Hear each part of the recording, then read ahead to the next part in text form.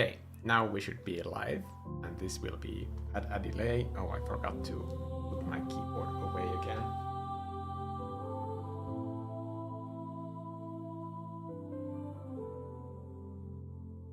Okay, I'm tapping the record button and just checking to see how the volume of everything is. So I will have these headphones on for that duration.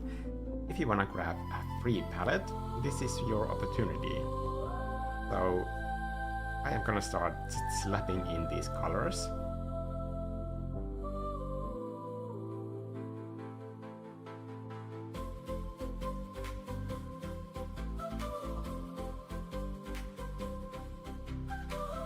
I wanted to monitor my voice because I think the sound was a little bit hot in the previous live stream. So I wanted to just make sure that I can hear myself without the microphone breaking the sound by going too loud.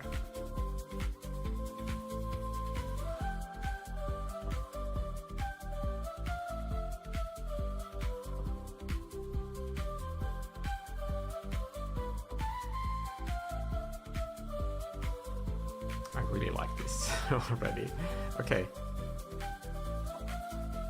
Really ugly base gradient, but when you have something very ugly as a base gradient, then it's easier to improve things.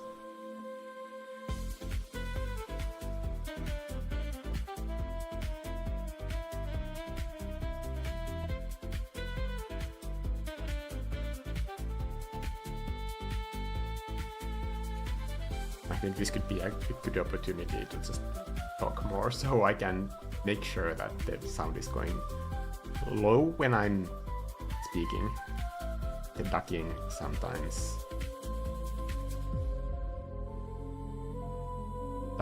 has problems. Wow, I like these.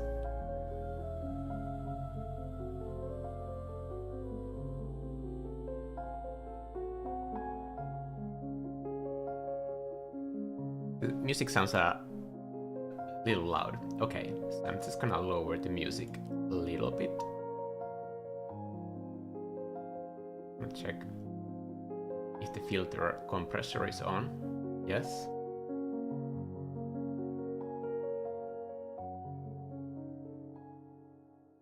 I'm taking it down a few notches.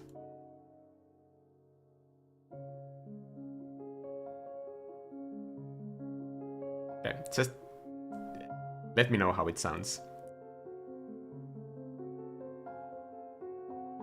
Also, thank you for letting me know, honestly. It's really important that in the beginning the sound is adjusted so that it works, because it's gonna be like that for the entire stream.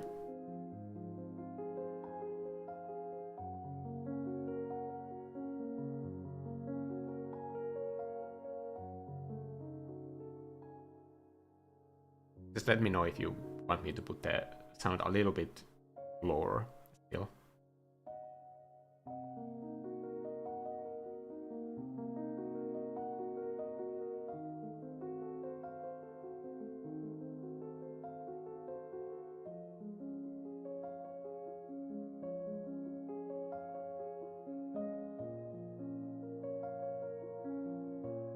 Don't notice the ducking. Yeah. I think the ducking now... I'm just gonna open the ducking to see what it does.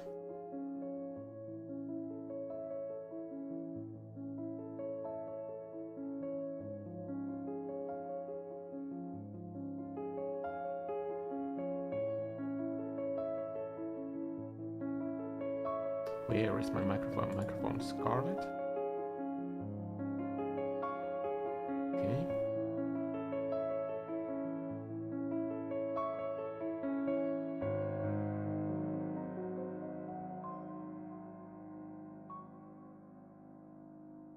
I'm just gonna take it off and then put it back on to see if it puts it.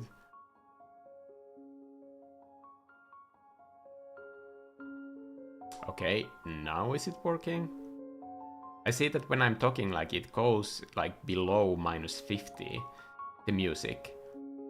So it does seem like it's reacting. And it's also 32 to 1. So it's the ducking setting itself is set really harsh.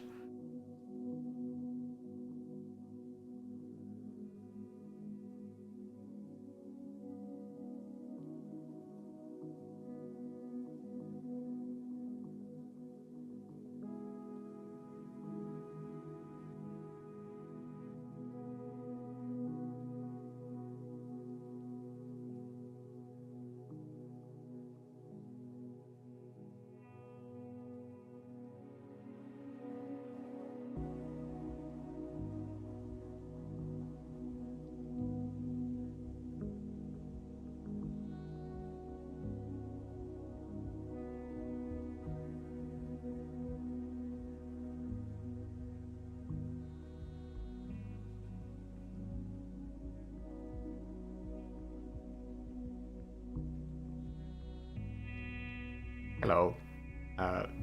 Somebody was asking me about Dark Souls earlier. I always think that like Dark Souls is more like Demon Souls because it's the first game. To me, Demon Souls was a good experience, but I have to say that the final boss is so bad that it definitely took it down from what could be like easily one of my favorite games ever into just like a really good game, because I just hate boss runbacks even back then, back when it was released.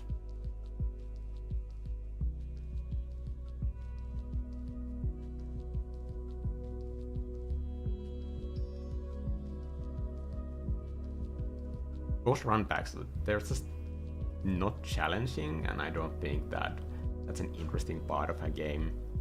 Especially when you have to waste minutes to get to try the thing that you are actually having trouble with.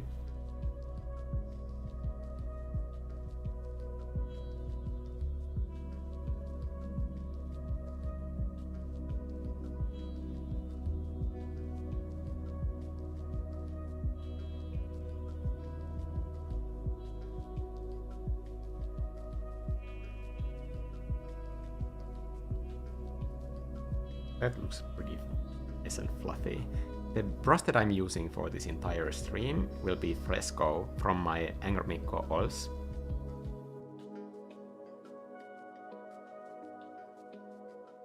Audio is better after the music lowering. Okay, great to hear. I'm just gonna take these off, but if at any point you feel like the music is too loud, please let me know and I will lower it. I think it's better if the music is too low rather than too loud. So if it's too loud for any of you, please let me know. He's painting. Why? Why are you painting? Use AI. Well, I don't like to waste the precious resources and energy of this planet for nonsense, especially when you're basically just stealing from artists. So no, I'm gonna say no to that. Let's do some actual design like real artists do.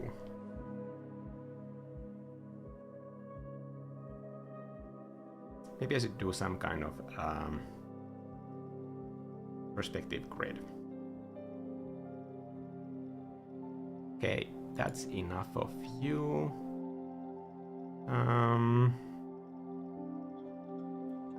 Find yourself a real job. You know, I've been working as an artist for about 20 years now, so that's it.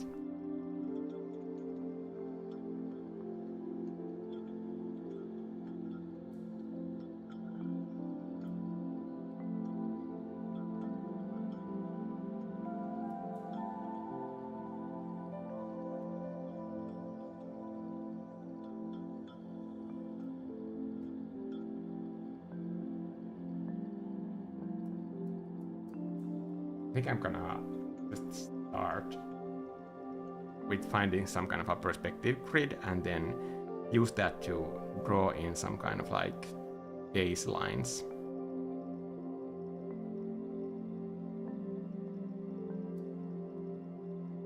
I always do the left side first, I don't know why.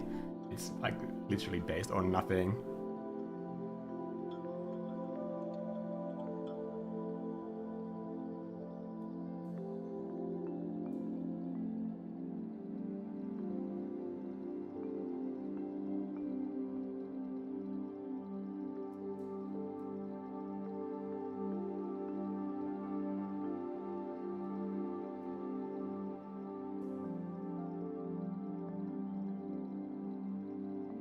That's still too close. I don't want to add too close elements, so I'm just looking at how drastically the angles are changing from top to bottom.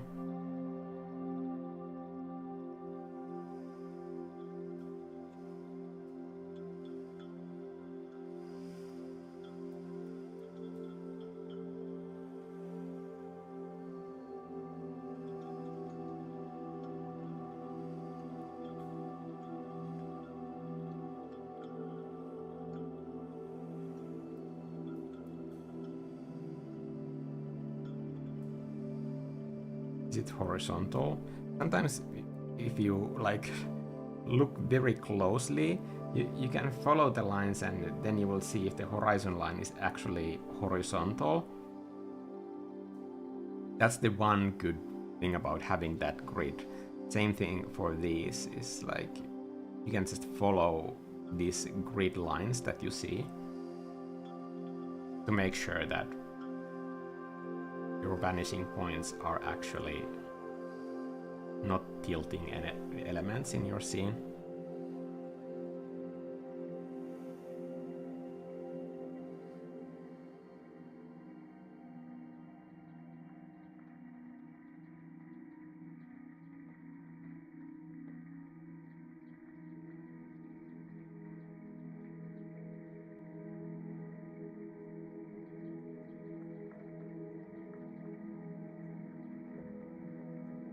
Still a little bit tilted, so I'm just gonna nudge it a bit.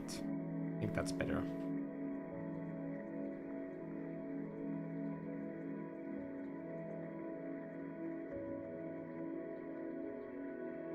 I'm not gonna do a drawing assist grid,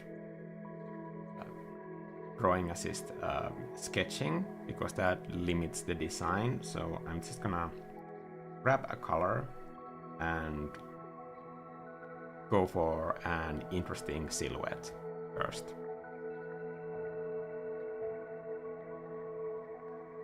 Hello, Frank. Is it okay to say call you Frank? And see Weiser. Also, hello to Tired Finnish Dad. I remember you from the previous stream.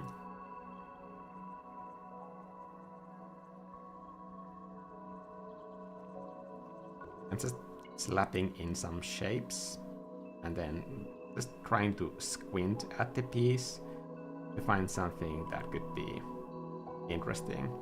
This part of the process is really just almost like doing an ink blot test for myself. And then sometimes I use these like warp tools to see if the thing that I'm seeing could work.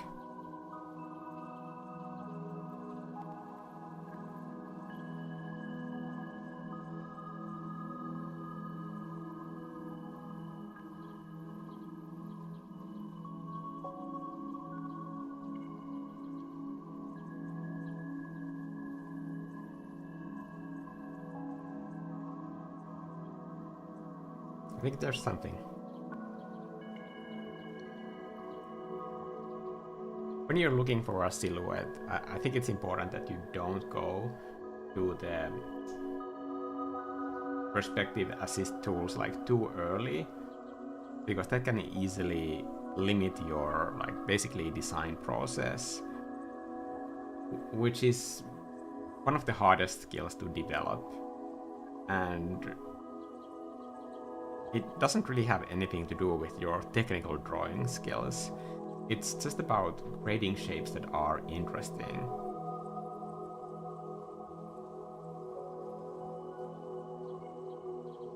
And as a concept artist, me, like, just building something that people see in the distance and think like, oh, that's interesting, I wanna explore that. Or even better, when you create something that they wonder like, I wonder what created that shape or form.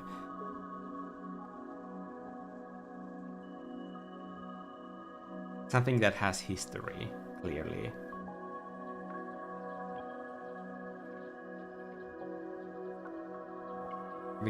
When you get to that stage, then you know that the design is working. And that can be just like an interesting silhouette. A collection of shapes where you look at all the different edges of the silhouette and you just see completely different shapes. I'm looking at the live stream so I can see what I'm painting in a very, very tiny scale.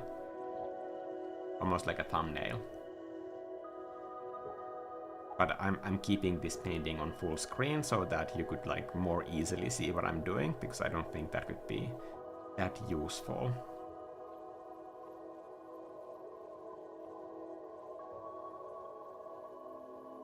I always get stuck on the details part. Well then, I would recommend that you do what Frank here did earlier. He did an entire painting zoomed out completely, like the entire piece. That way you don't get stuck on details.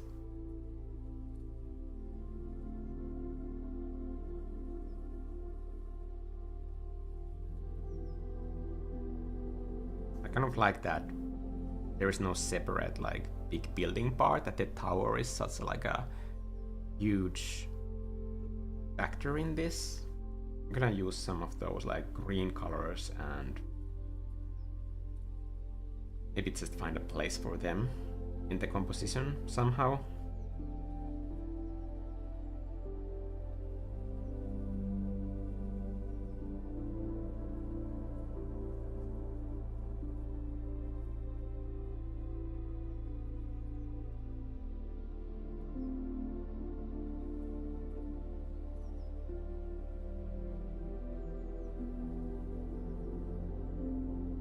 For some reason, this already reminds me of Mount Saint Michel.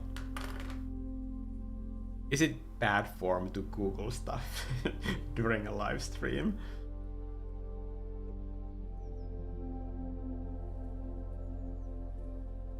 Probably. Oh, it's that island thing, yes. Obviously, I love that place. Very spiky, like anything that has like spiky architecture. I think that's one of the reasons why I like Demon's Souls. Like, it's mostly the architecture that I find so compelling. Also, the monster designs, I think that was super interesting. Also, that's the reason why I felt like no pull whatsoever to try the Bluepoint remake, because I think that they completely missed the mark on what the design was saying in that game. Even though I really like Bluepoint's version of Shadow of the Colossus, but I think Demon's Souls, they completely changed the design aesthetic. I'm okay with like changing the graphics, but when you change the visual design itself, then to me it feels like you're touching artwork and basically doing your own version of it. And there's nothing wrong with that, but when people say that like that version is better, then like then I have an issue. Like, we are not talking about the same things even. So what is that about?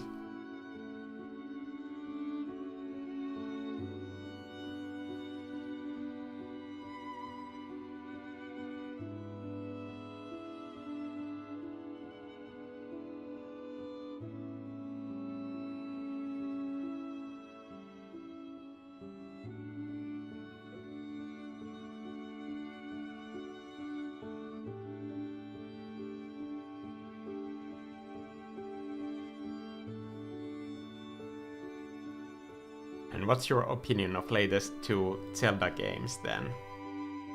Well, I wouldn't say that like Zelda invented that type of like open world game, but I think open world games were like completely dead before Breath of the Wild came along. I think a lot of open world games have a huge issue to overcome because the graphical fidelity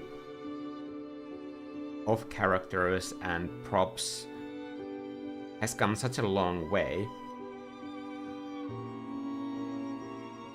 And yet you need an entire world to put those things in.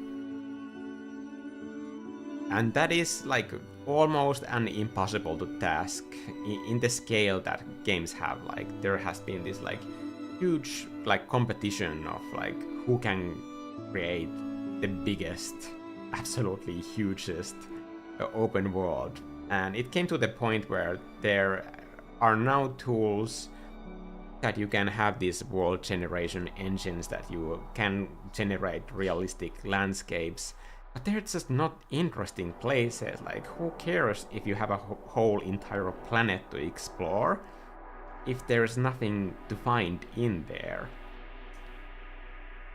So I think Breath of the Wild is in that weird reinvention stage for the entire open world genre where the world actually matters. You're not getting map markers to all the quests. It's just like, here is this riddle, and you're not gonna get like some kind of like quest memo on completing it, but like if you pay attention to the world, if you look at it and talk to the villagers around town, then you can uncover these secrets. And I think that just creates so much more mystery and immersion that no matter how big of a game Ubisoft makes, they always seem kind of similar because they don't have any of that. And when I played Elden Ring, I just clearly thought that like they took what Breath of the Wild invented and just ran with that. And I think it's just building on those systems in the same way.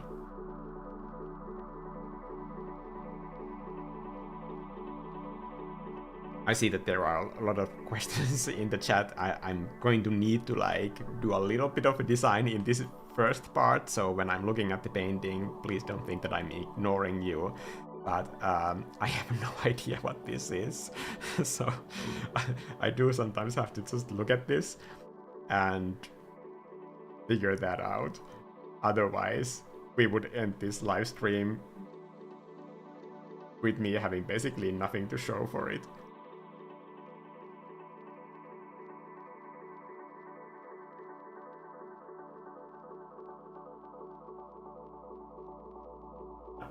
This on here so that I can see the entire live stream chat on the corner of my eye, so that it's not just here, because I can more easily see movement here.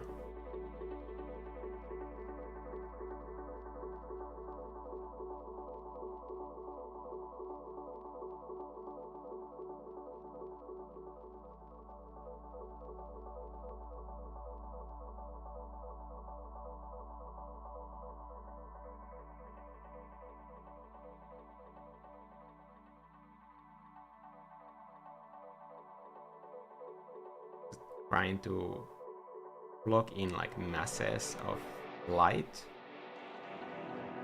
get some kind of a mood in here. I had like a really good vibe with the palette earlier. It's just now that I have too much of that pink, it's kind of losing its meaning.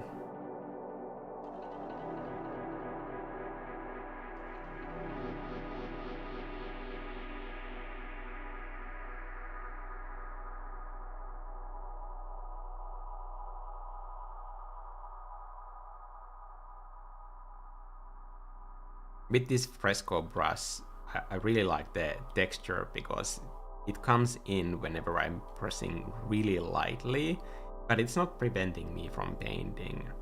It's always there when I wanna see it, but it doesn't obstruct like a design process like this. I think this could be a little bit colder. I'm gonna try to push it a little bit cooler.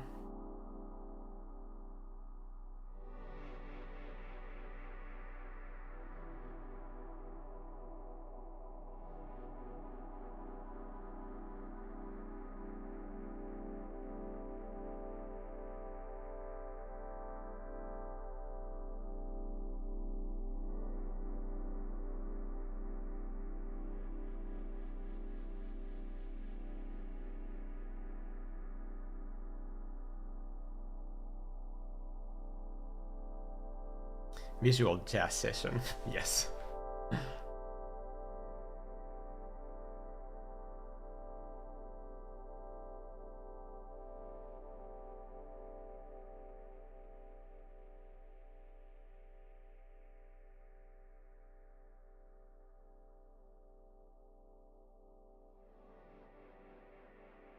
The farther the points are, the closer the camera is.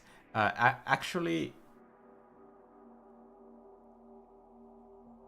the farther the points are, the farther the camera is. When you put the points closer, then you would be looking right next to this building. So if it was like, if all the points were super close, then we would have our nose to this structure, and we would see the tapering of every single edge very clearly. And you can do that, but it just creates a completely different mood. Perspective is not just like right or wrong. It can also be the correct expression to give to your subject, or it can paint your subject in a light that is like not what you were intending to say with your piece.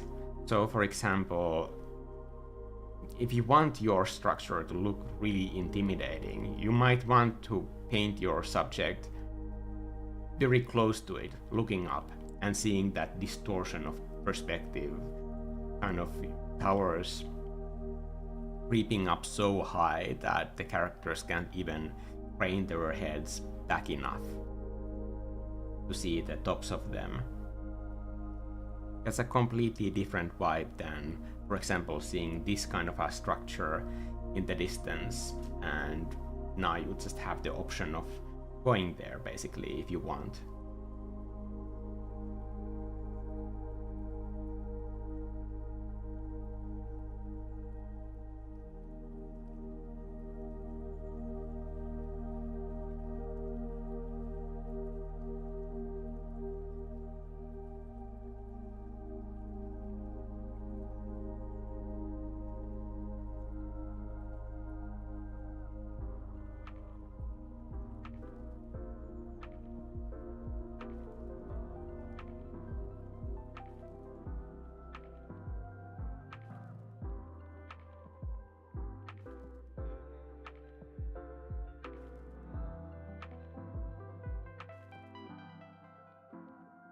Okay, we have all kinds of blobs.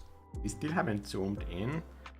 That's because I'm really not that much closer to seeing what I'm doing yet, so I guess you're just stuck with whatever this is for now.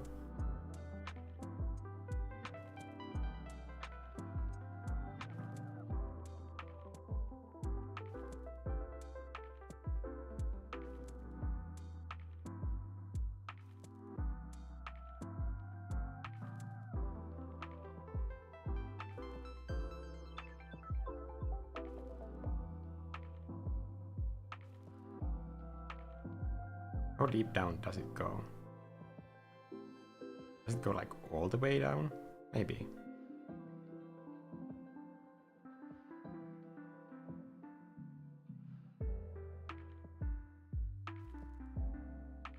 Not really happy about this edge, like this tip of a corner touching right at the edge. I think it's a pretty sloppy composition, so I might come back to that.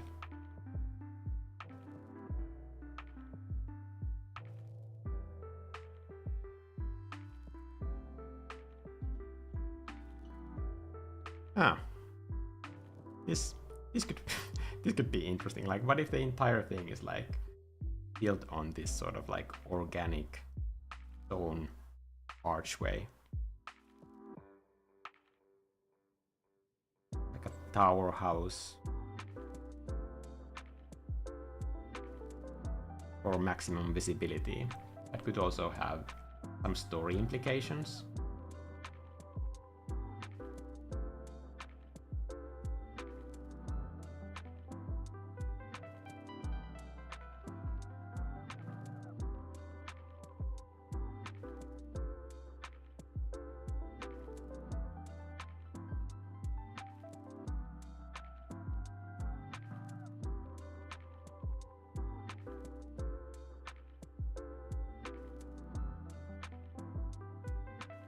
Normally I love to just watch you paint. Today I'm going to try and paint along on my current piece. That's the perfect way to watch these streams. I love that. I love that not just for you, but for me as well.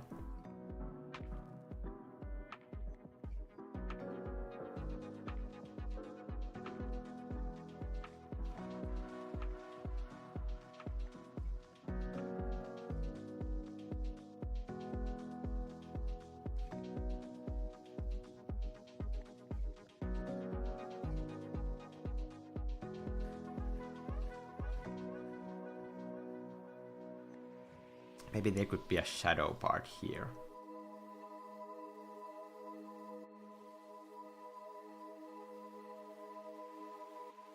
And then that could create a diagonal shadow here, so that it's not as symmetrical. I'm kind of leading the eye into more interesting parts. Maybe the shadow is in this angle, so it reaches the other side as well.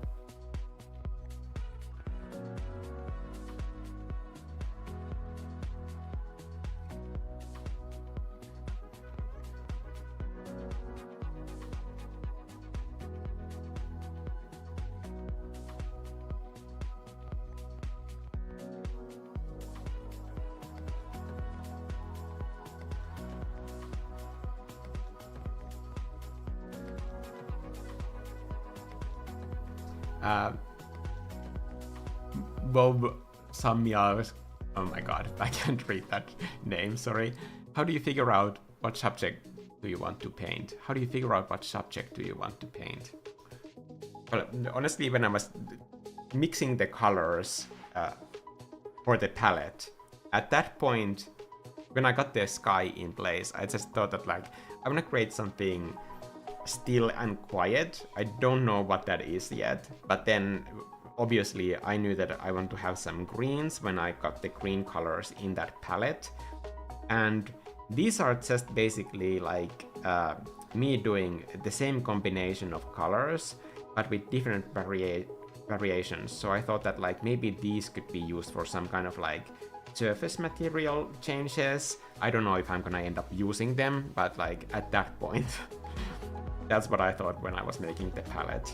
And the top row is like almost always the sky first in my palettes. So that's usually where I start, because once I get the sky, then that establishes what white looks like, because white is always a relative. And once I have the light on white subject, then I already know what all the shadows for all of the surfaces and all of the local colors are going to look like.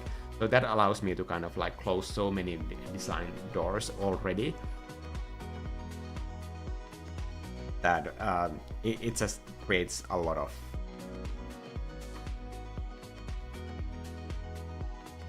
information that snowballs from those small choices.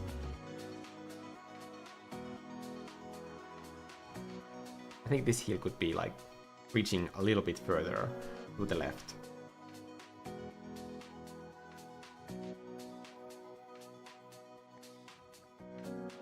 But before that, I wanna block in some of this landscape too.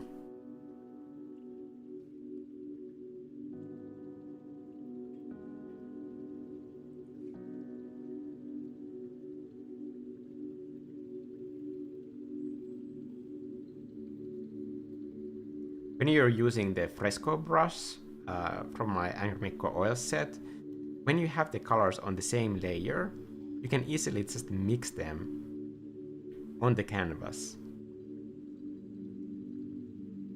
And you can keep the mix, or you can add more of that same color by doing multiple brush strokes in that area and kind of like growing the volume of that pigment in that section.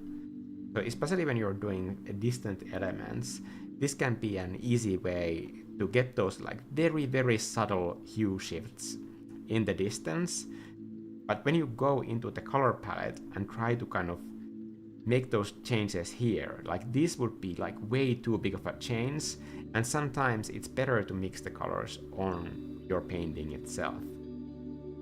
Whether that's with a brush like this, or just a brush that has like very, very low opacity. But using your existing material that you have on your canvas is a much easier way to get to that end result.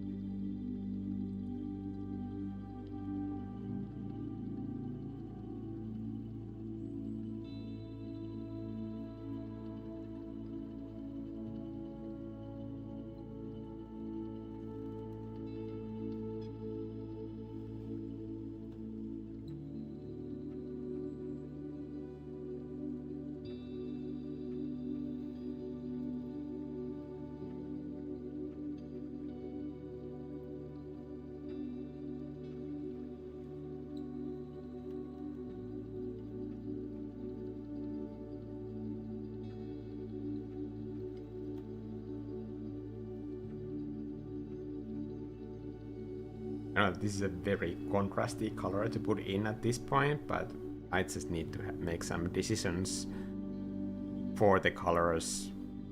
I'd rather do like more contrast than I need than less of it, because then at least I can see the mistakes and see where all the edges are.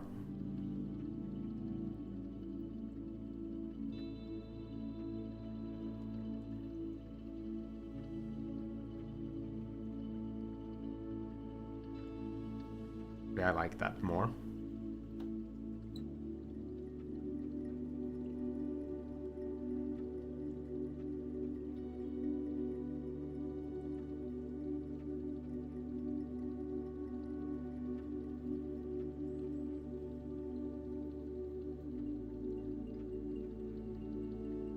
Parfatsi is asking how to train for learning to make complex building just like you did latest stream. Can't seem to figure out shapes. Farfatsi, how long have you been painting or drawing in general, and what kind of illustrations have you been doing in the past? Because I think this is the kind of question that is really difficult to answer without me knowing like how long, what kind of experience you have with the tools that you are using in the first place.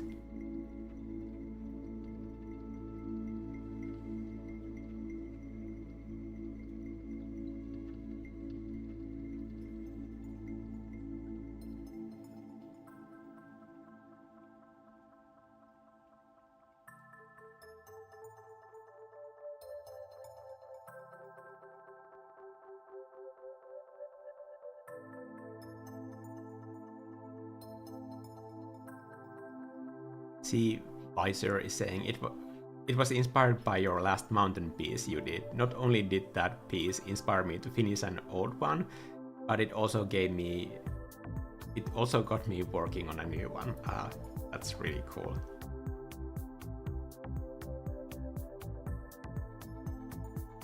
There are a few things that I will never get tired of. Like, for example, like if I start one of these streams and my inspiration just doesn't show up, I can always do bears, castles, islands, water surfaces. I will always love those. Water lilies. Cute houses. I mean, I love them so much that, not that I want to assume anything, but I'm pretty sure that once I have like a cozy house or coffee shop going in my painting, at some point my creativity will be like, hey, what are you working there? Like, can I join? And then the answer is, of course, yes. Yes, you can. Where have you been?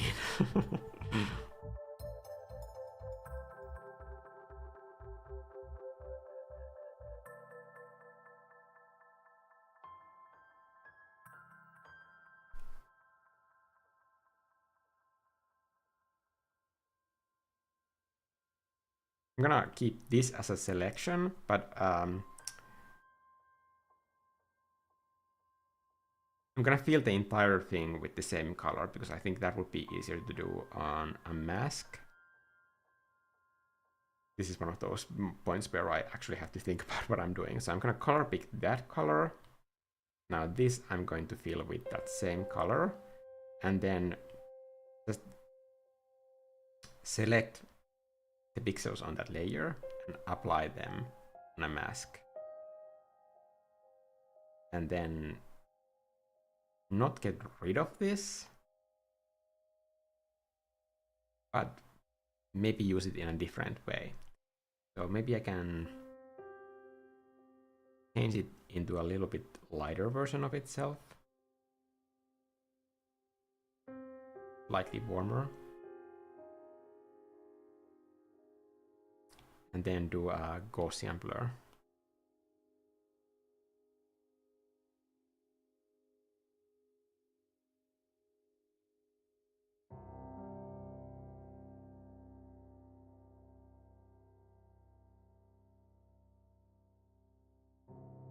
And use this selection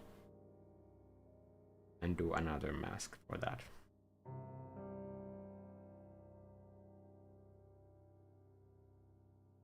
That's something.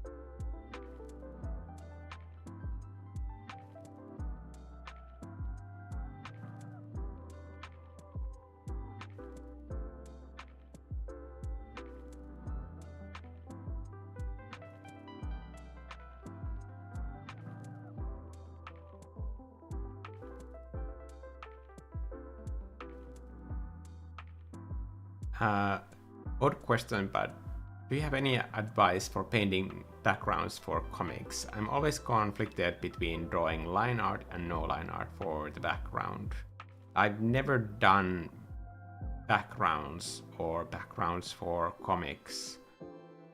So I guess you would have to maybe think about the line art style that you have. If you have your characters done with line art, does it fit for those characters? You see, in animation, people seem to accept that animated characters have lines while the backgrounds in animations don't have any lines in them.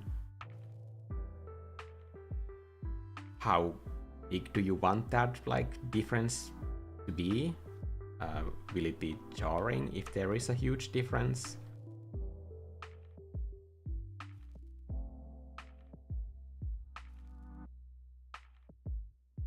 And if you have line art in your characters, is there a way to limit, for example, your value range so that you don't absolutely like overrun the decorative quality of your line art with the painting itself?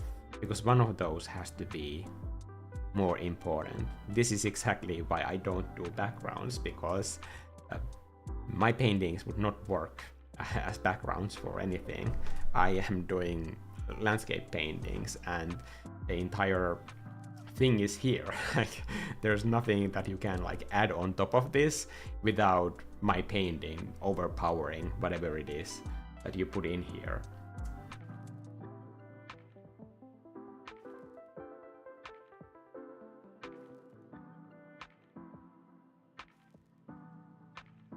I just have a pretty strong memory of all the times that I have done line art and then redid the line art as a frame for a painting and then painted like I normally do, and then like that usually ends up kind of like eating away all of that decorative detail from the line art itself. So if you want to keep that quality of your line art, then I think it's smart to take that into account already in the planning phase. Kind of be clear on what it is that you want.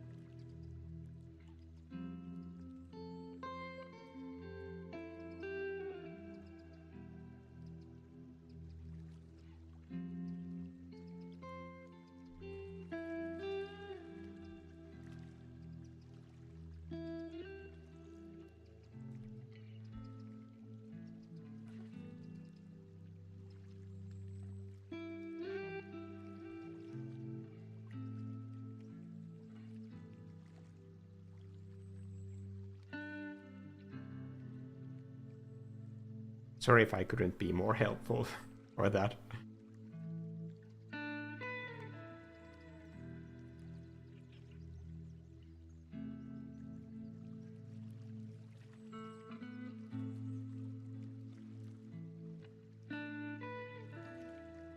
There are so many different ways to combine line art and painted way of doing landscapes that I think it's worth experimenting. One thing that I like to do with line art is that I like to treat it like it's part of the painting, so that I am fully painting all of the line art itself, meaning that the lines are still there, but they can either be like brighter than the color that is within them, or darker, but even that dark color is usually not black, and it's just some color that fits into that area in a painting. I did a whole video of like how to color your line art, which is a tutorial that covers all the 3 different methods that I use the most. So I recommend looking into that maybe. It's only a few minutes, and by trying a few of those, I'm pretty sure that you will also already see that like what feels natural to you or what feels more fun and appropriate for your project.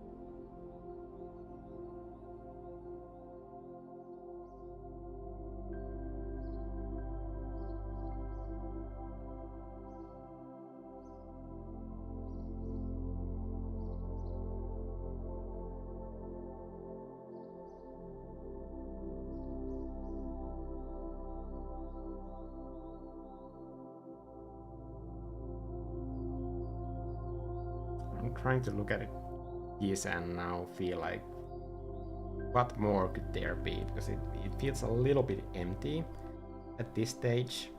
So maybe just painting in some of the lights could get me closer.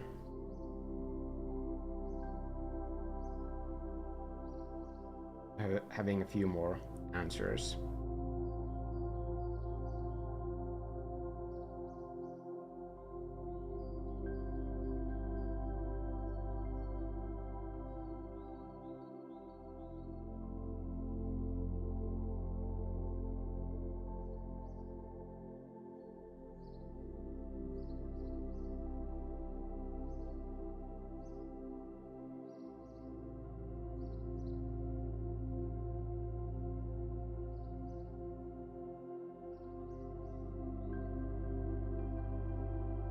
Bob Symes Hook is continuing the question. I've been experimenting with a blend of lighter line art for the background and painting over it. My characters always have the darkest line art.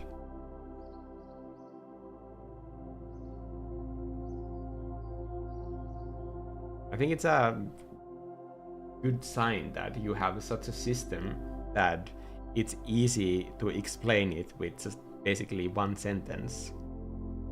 If it's that easy to explain to all of the viewers here and people in the chat, then it's probably very easy for the viewer who sees your comic book to also understand that grouping of different kinds of line art.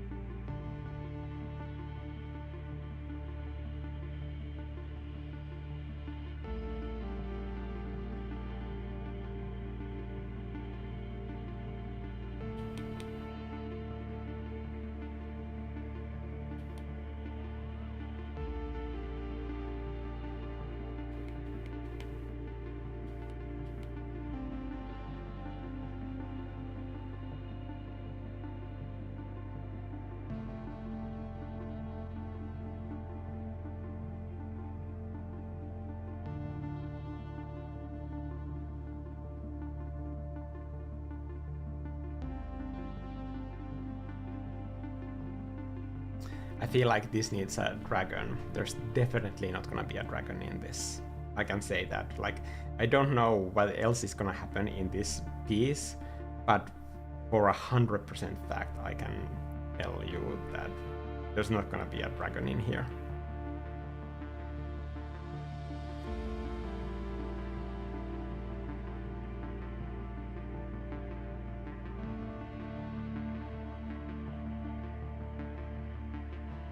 Just managing expectations.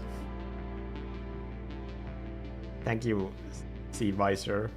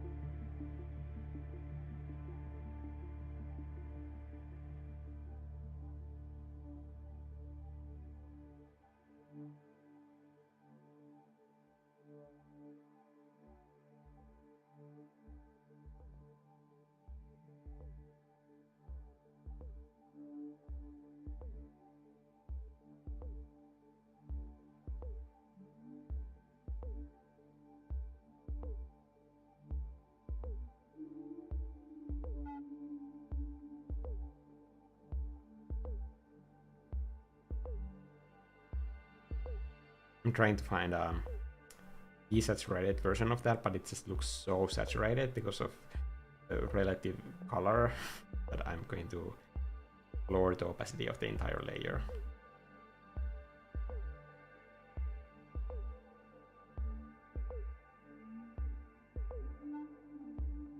I didn't know you did live videos. I've been doing hundreds, literally hundreds of these by now.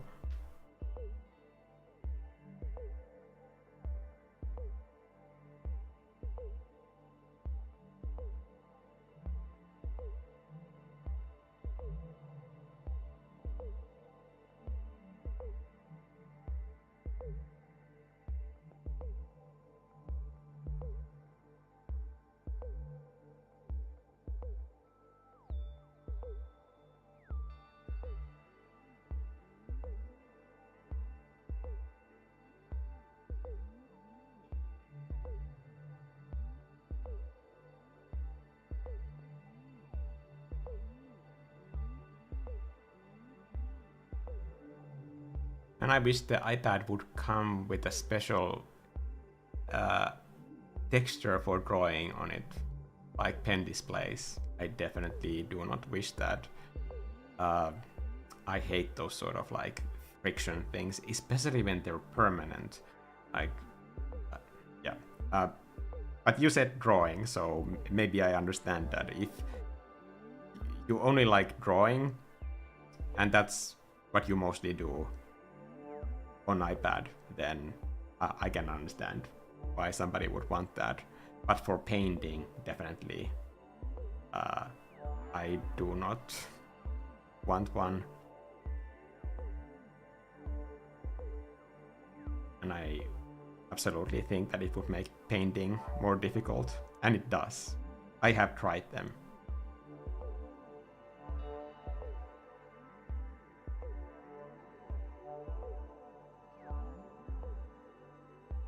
I want there to be maybe like more visibility of this.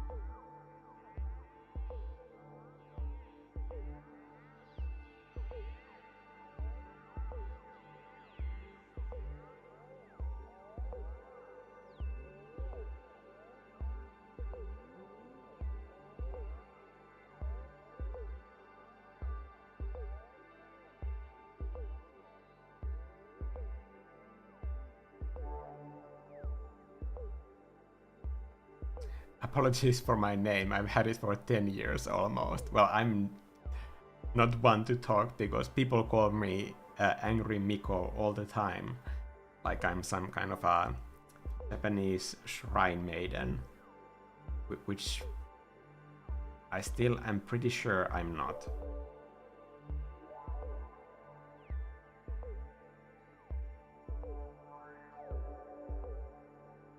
Mikko, by the way, is my real name.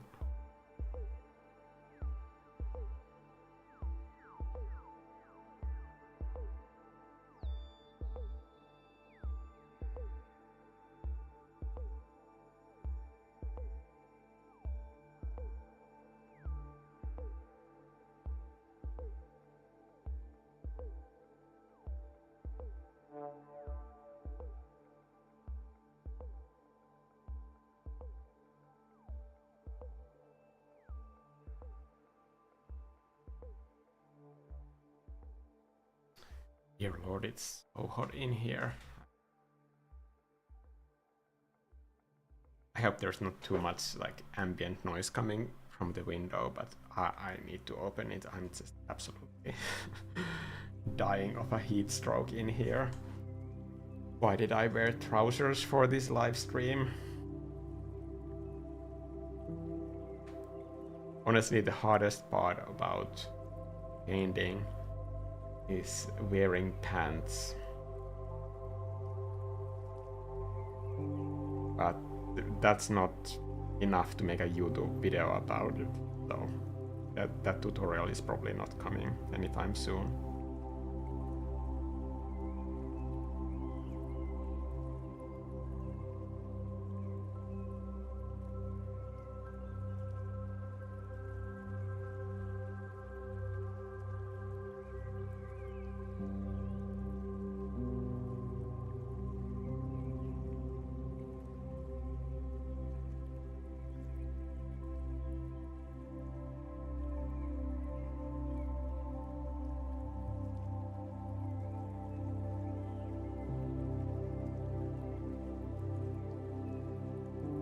When you're using the fresco brush, I think it's better if you don't get the colors right the first time. Then you can do these sort of like cool layers by painting over what you have already done. And that just builds up that sort of like, I don't know a better way to say this, but it's almost like the history of painting can be seen in the way that it's painted. And I always love that about paintings. When I can see a painting and it just makes me want to paint because I can see how it's done, I think that to me is always exciting. As somebody who appreciates art.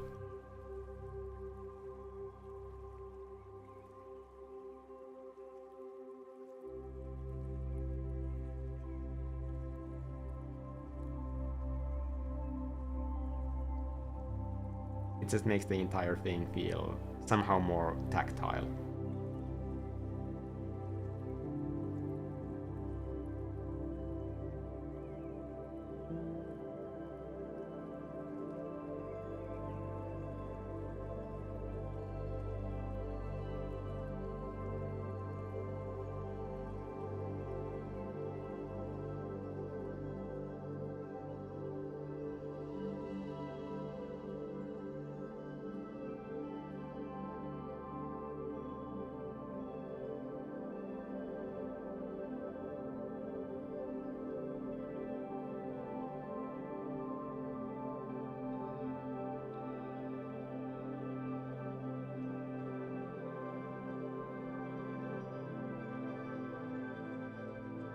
He's Mikko and he is angry, yes.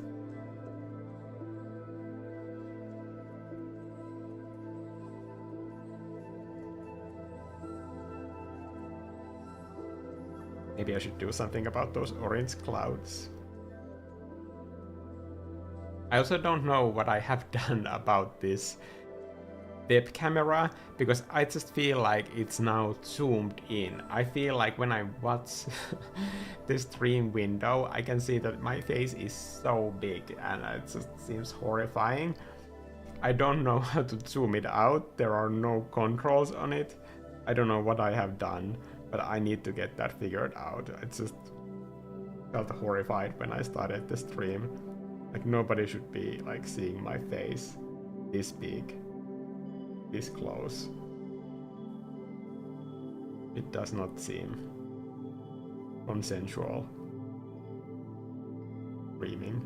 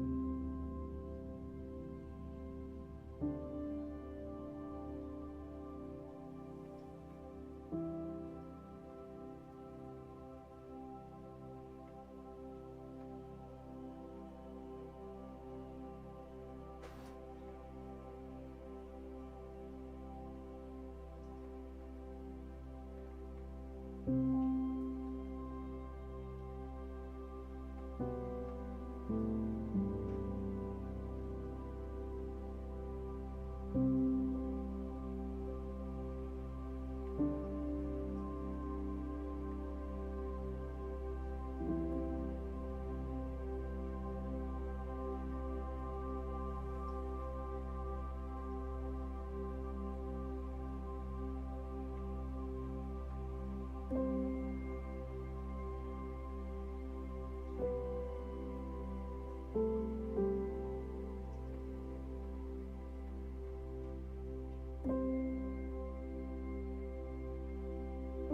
I'm using mostly the source of the brush for this texture, so it's different than sliding the brush lightly on the screen.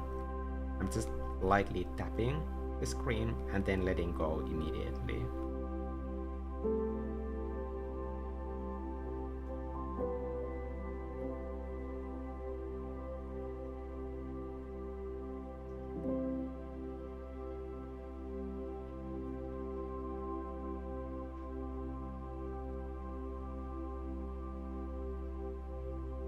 How am I doing on time? 1 hour. Okay, I think I have like an idea. It's just now we need to get to work.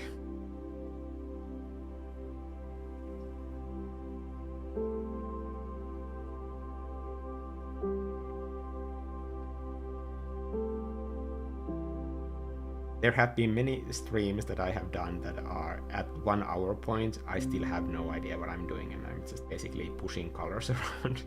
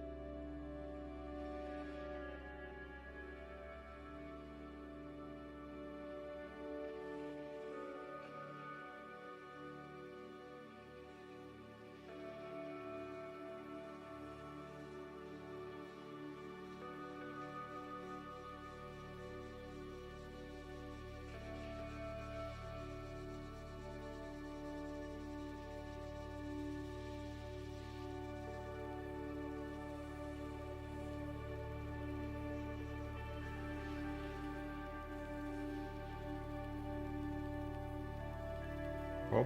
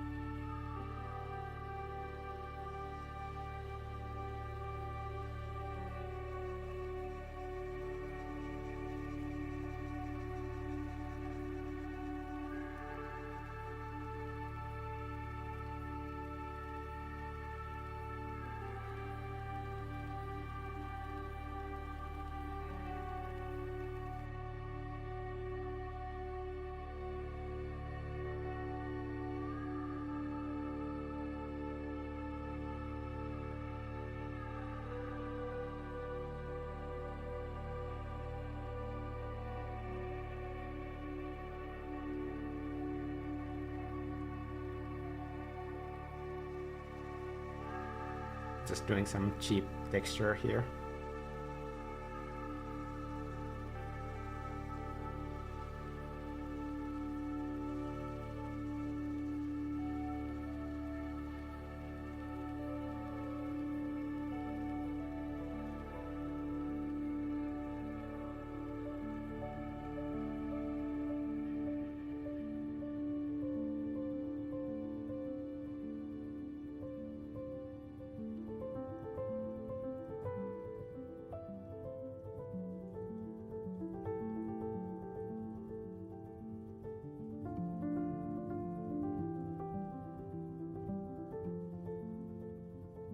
Have you ever done a painting on one layer before?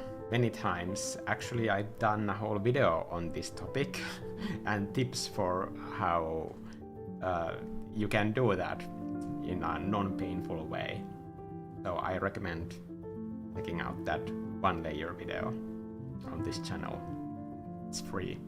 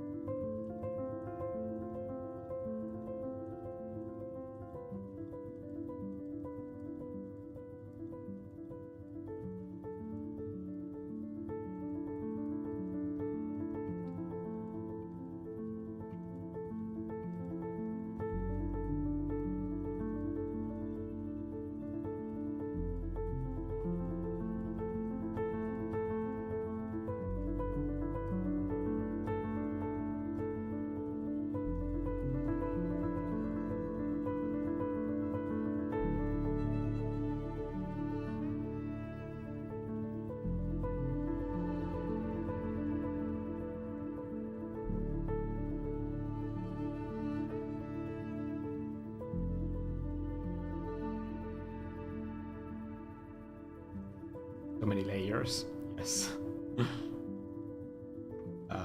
I'm making a lot more layers in live streams usually because I don't like have extra brain capacity to keep track of the chat, design a painting, speak in English, and know what the hell is going on with my layer management. So I just do a layer whenever I feel like it, and then deal with the consequences later. Usually the resolutions for these live streams are also a little bit lower so that I can have a little bit more headroom when it comes to those layers.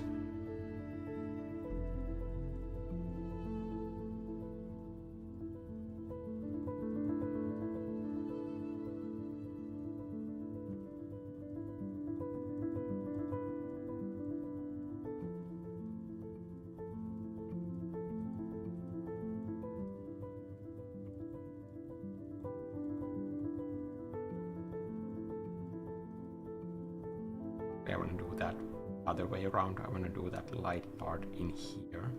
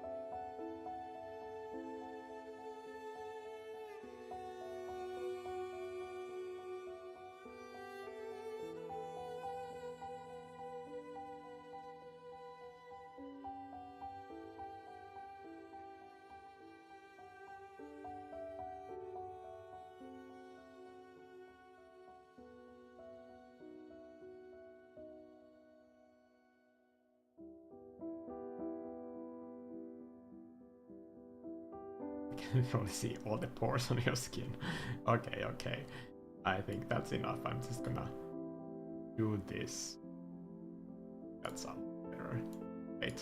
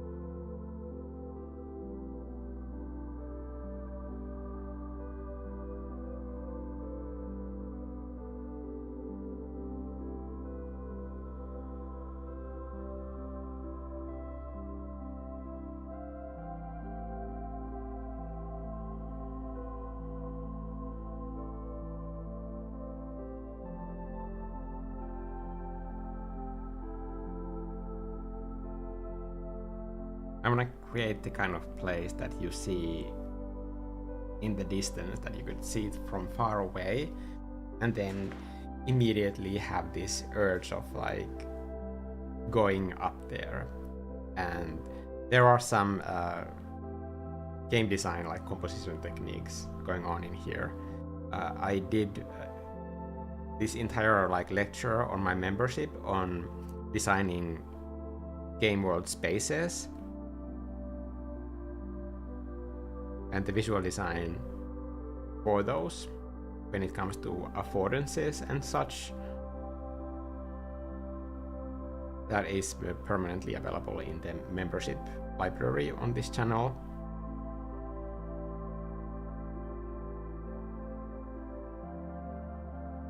So in that talk, one of the composition techniques, like in an open space, is this feeling of like going to a place that has like a good view on places, and then something that brings a lot of safety. So usually those are like high up spaces in most games.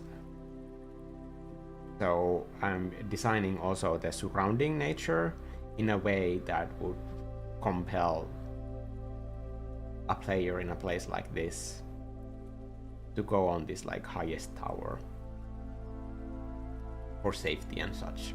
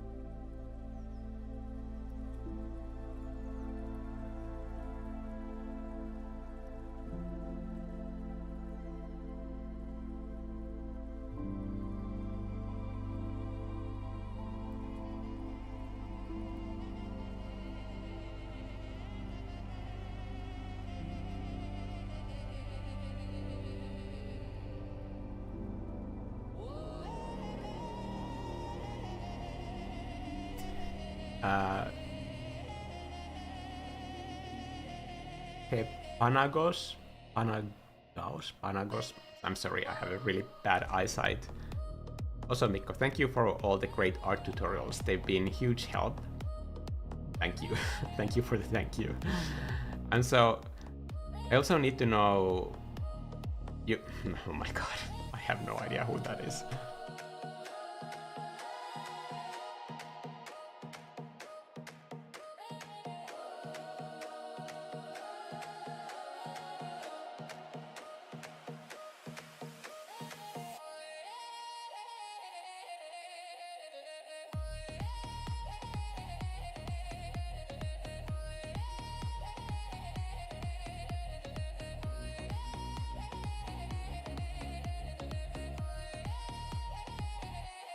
Notice that I could easily zoom in a lot at this stage, but I still have so many design things to do that it doesn't make sense yet.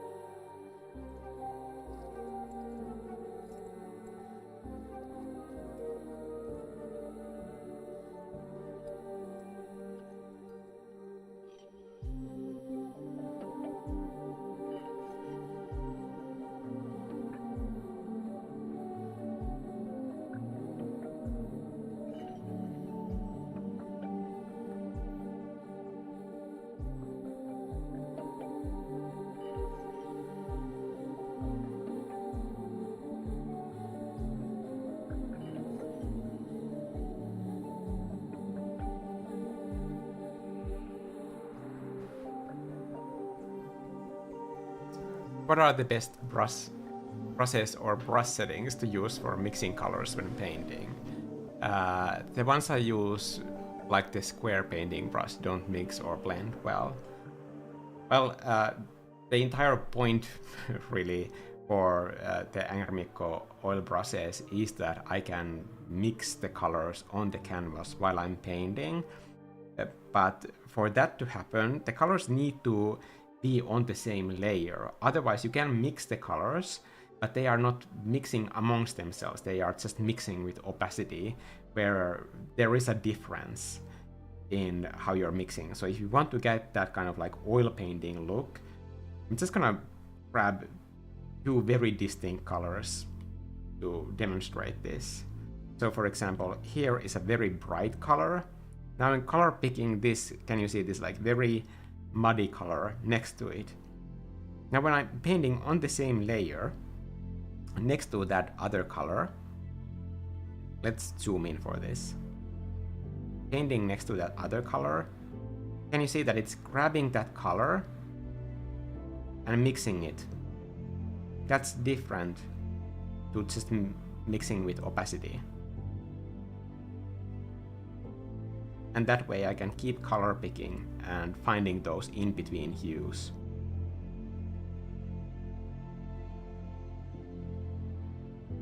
So some brushes that are default in Procreate have that setting, but even for them you have to be on the same layer for that effect to kick in. Same for all of my like oil painting process, that you can use them on a transparent empty layer as well. But when you commit to like painting on the same layer more elements or more layers, then you get like the full benefit of those sort of like mixing effects.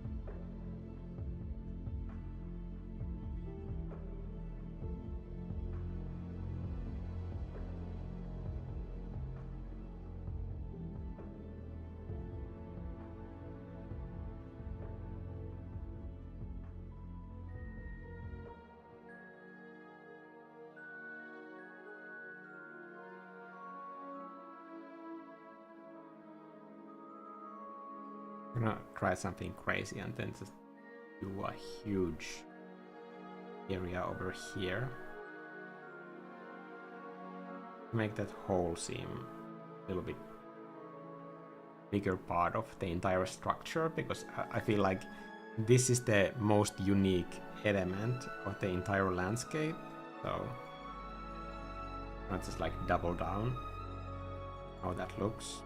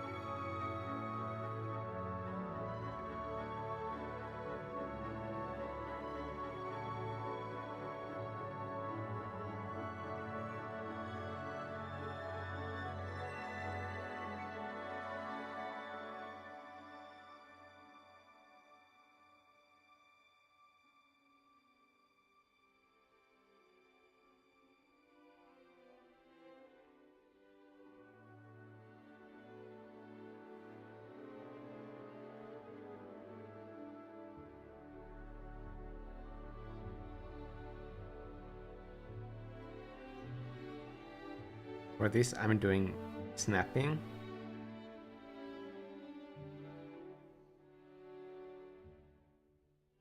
Making a row of this type of detail.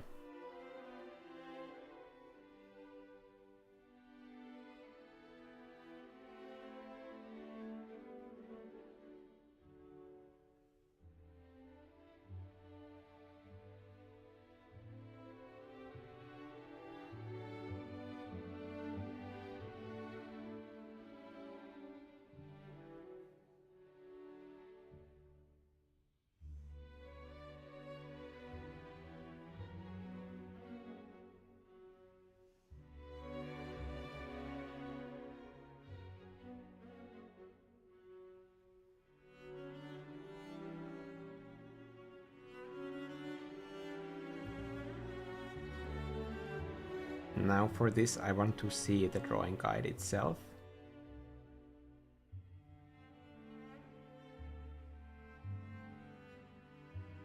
Snapping these on these tracks. Now that I know that it's in perspective, I'm using the middle transform points to just pull it into that biggest part of the entire building.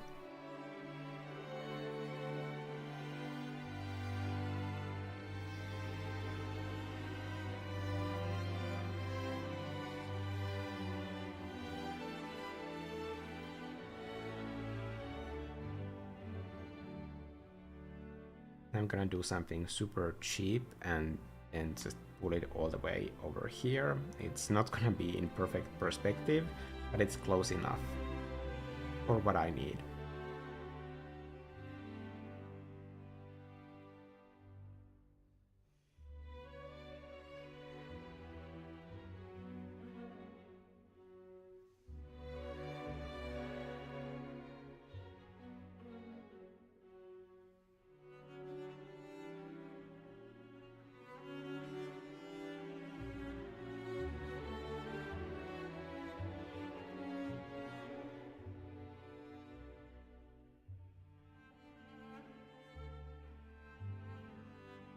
I'm gonna repurpose that same texture because the spacing is already in there. So I'm just gonna use the spacing by doing a box selection over all of those middle parts and selecting invert and hitting clear.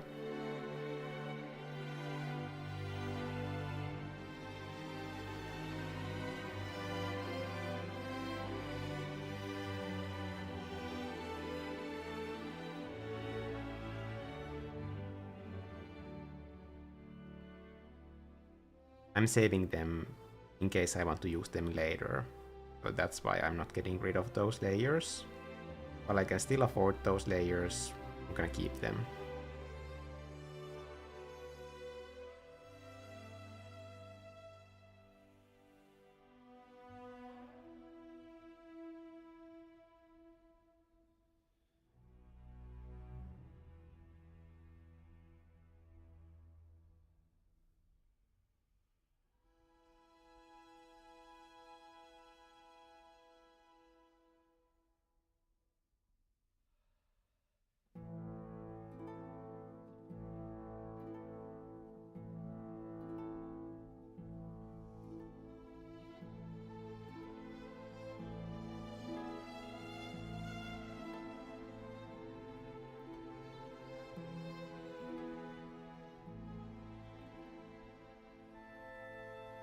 So that I can copy it from the upper row and the lower row, I'm actually going to set it in here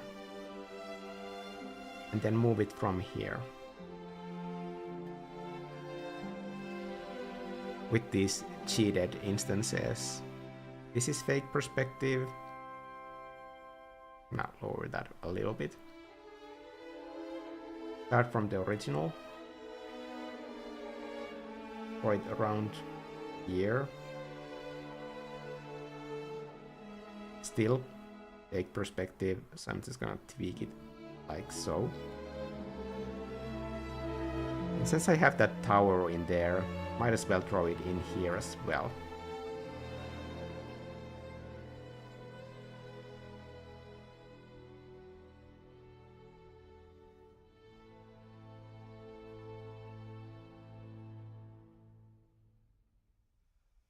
that everything? I could do like one more. Or up here.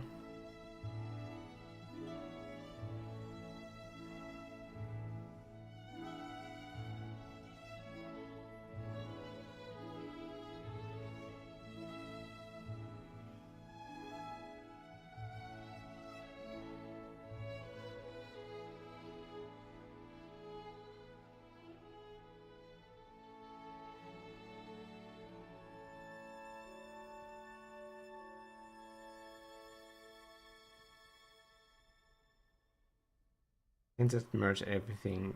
If I need it once more, I still have that backup layer.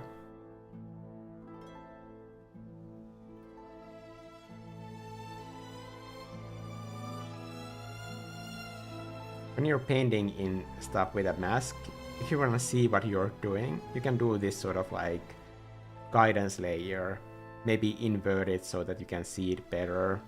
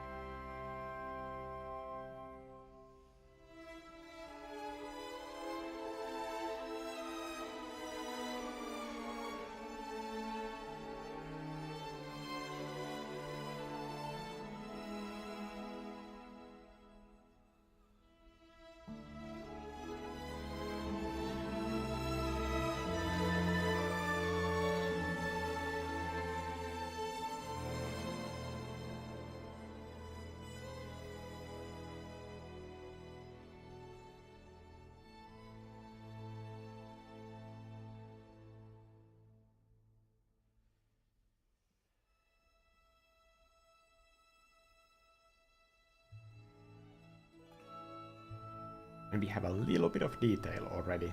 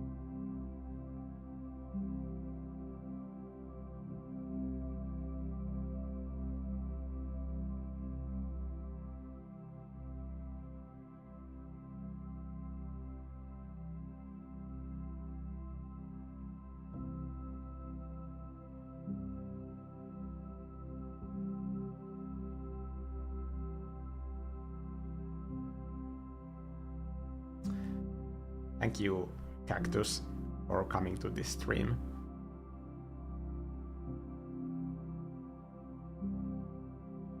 I do paint on the same layer, but my colors just seem to paint on top of each other rather than mixing.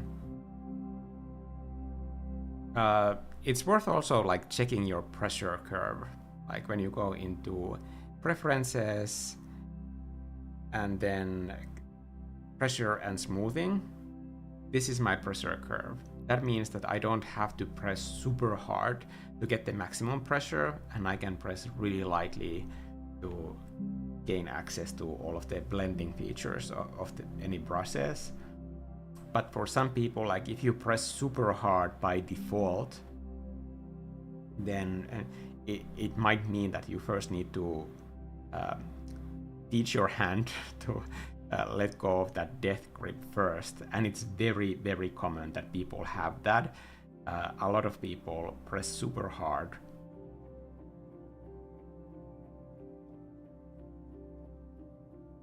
on the canvas. And they also grip the stylus very tightly.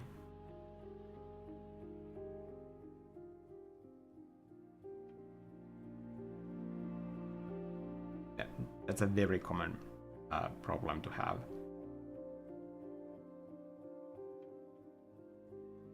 I'm just gonna turn off this very annoying perspective grid right now.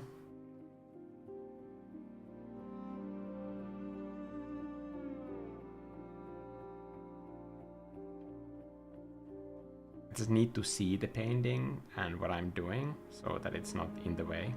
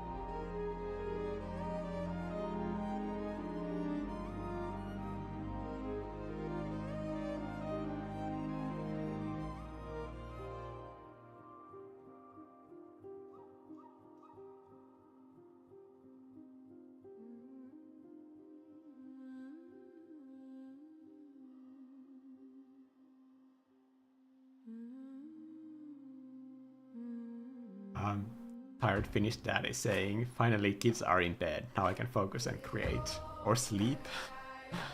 Priorities.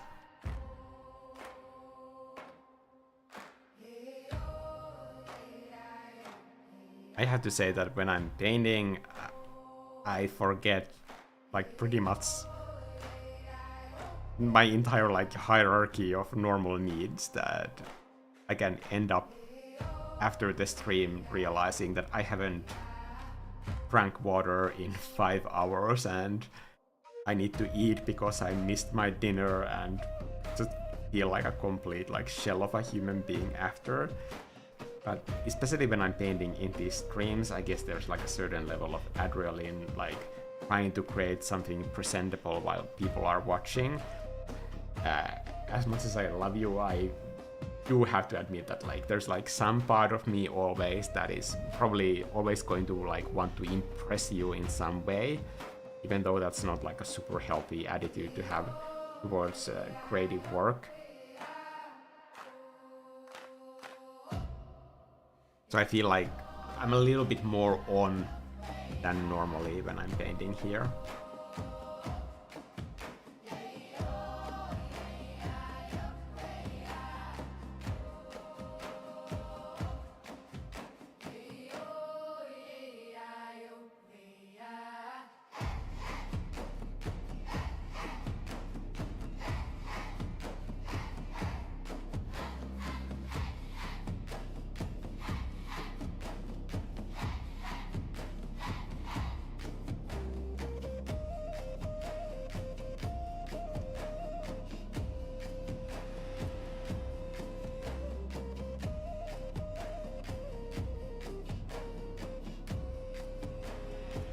I really like that simple trick for varying the same texture by just lowering the saturation and then scraping off some of that opacity with a layer mask. It already looks way more like a rock than it did a few seconds ago. So simple but effective.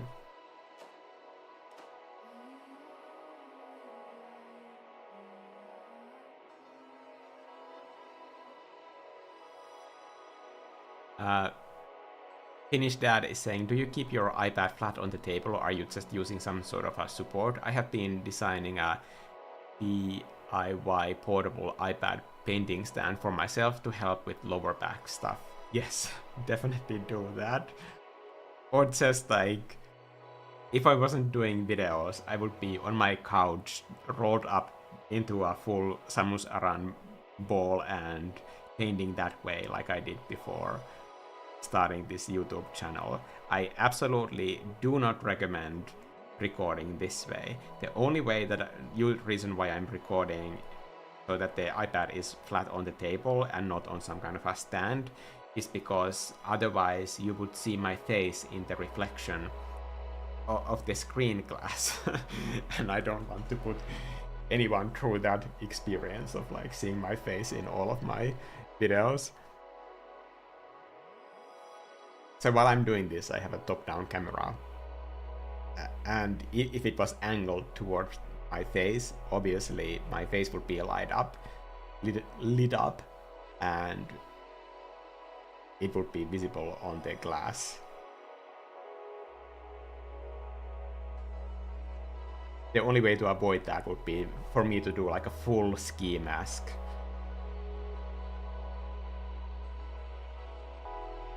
But it's already so hot in here that like there's definitely no way that I will be doing any painting in a ski mask.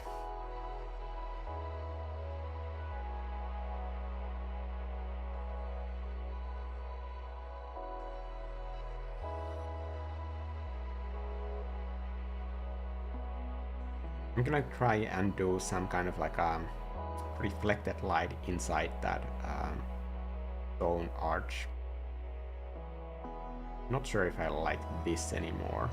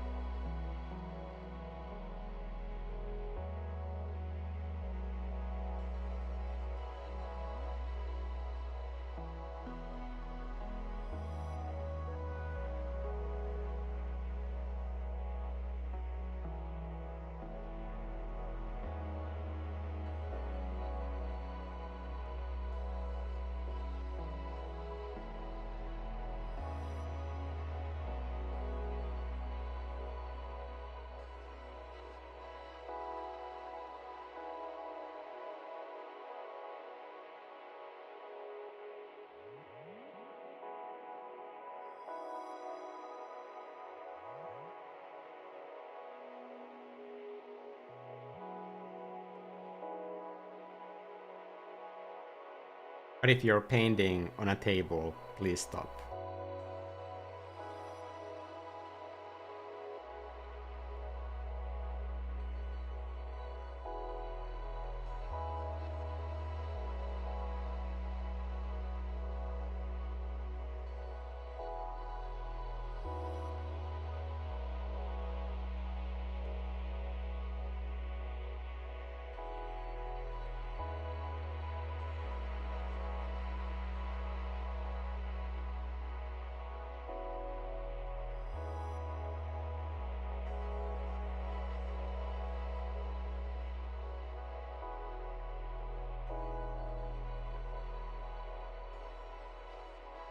I forgot to erase this part.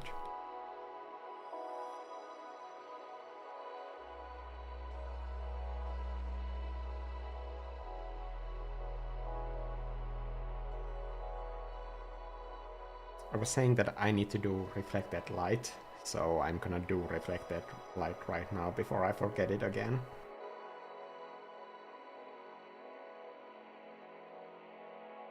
This already looks like a pretty good guess. So I think it would be hitting the top part, not so much the edge.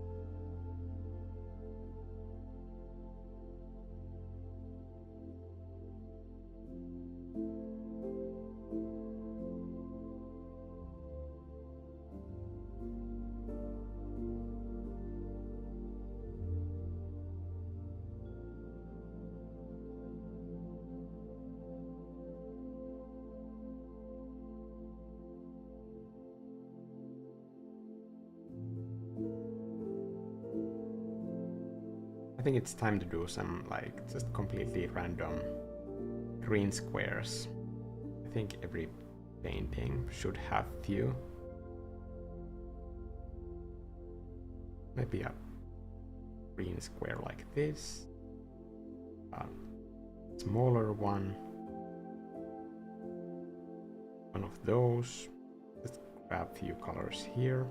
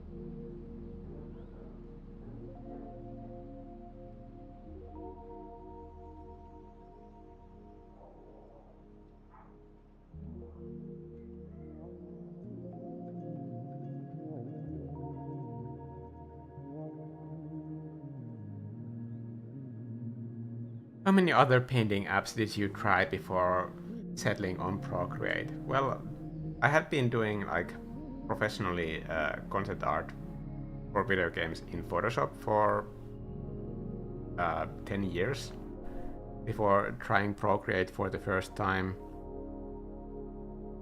And at that point, I have been using Coral Painter, Open Canvas. These are all like PC programs.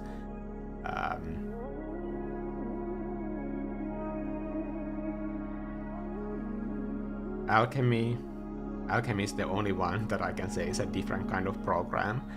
So just based on the fact that I had been using mostly Photoshop for such a long time.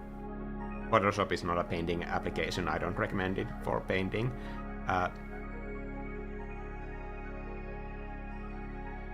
Also, I've been using Clip Studio Paint, which is also the same thing.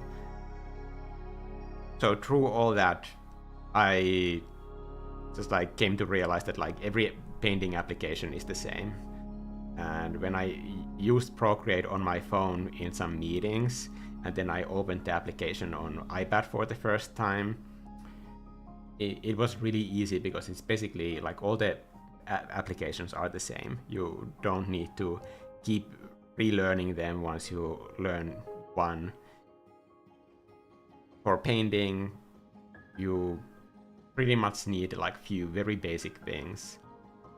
You need to know how to change your brush size, how to change your brush opacity, how to change layers. All of these can be learned in any application in less than an hour, like easily. And then you can focus on doing art.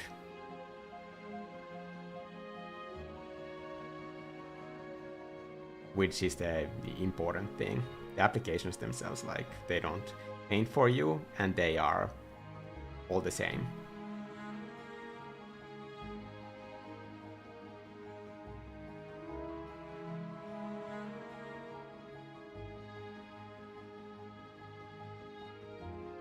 I'm sure that there are plenty of applications that I have tried but did not mention.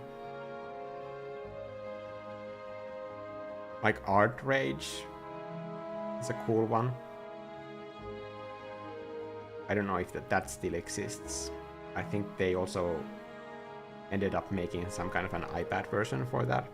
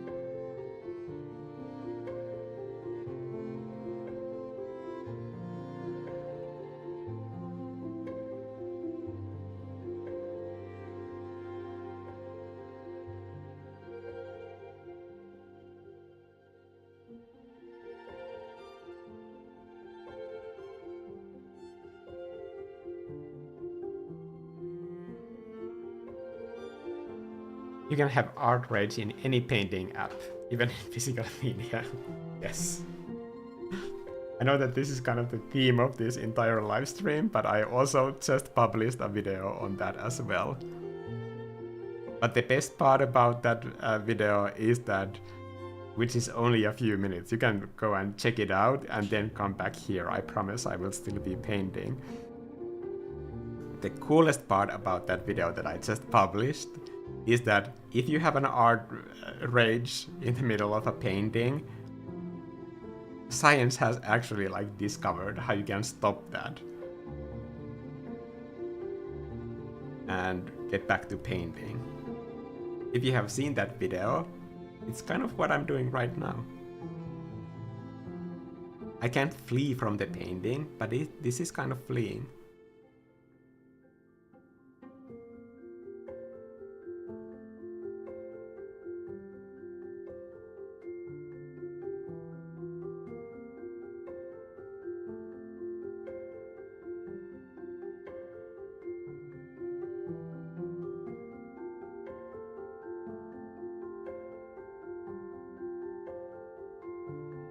And I'm gonna like congratulate myself here because I actually made a playlist and I mixed all of the music here together today before the live stream, but damn, the music in this entire stream has been amazing. It has been so much easier for me to paint with these tunes, like they fit this painting so well.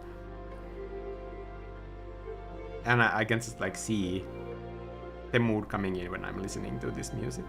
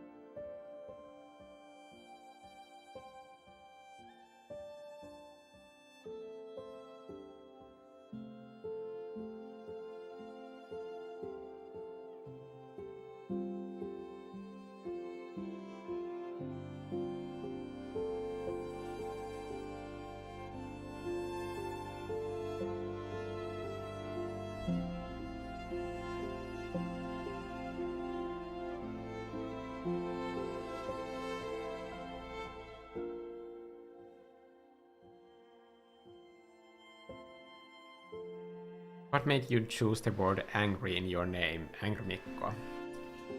You seem so calm. I have to confess that like I had a full bagel before this live stream, so that's the reason why I'm calm, and that's the reason why I'm angry at all other times.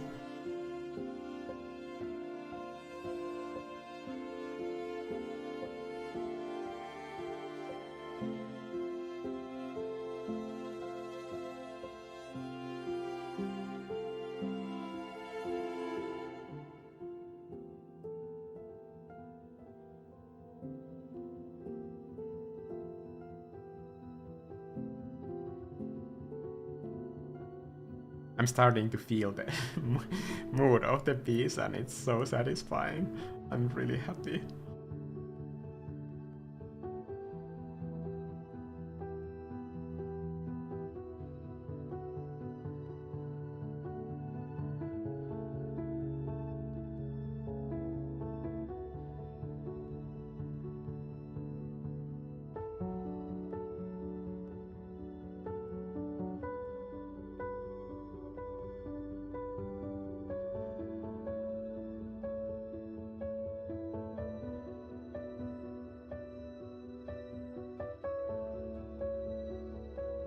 Sometimes painting is just the best thing, like the best thing ever.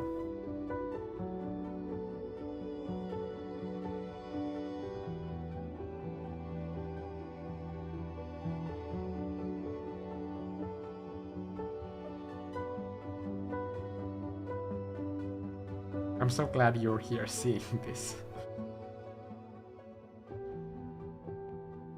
You know that feeling you have as a kid when you're doing a painting and then you go and show it to your parents and they say that like, wow, that looks really good, we're so proud of you.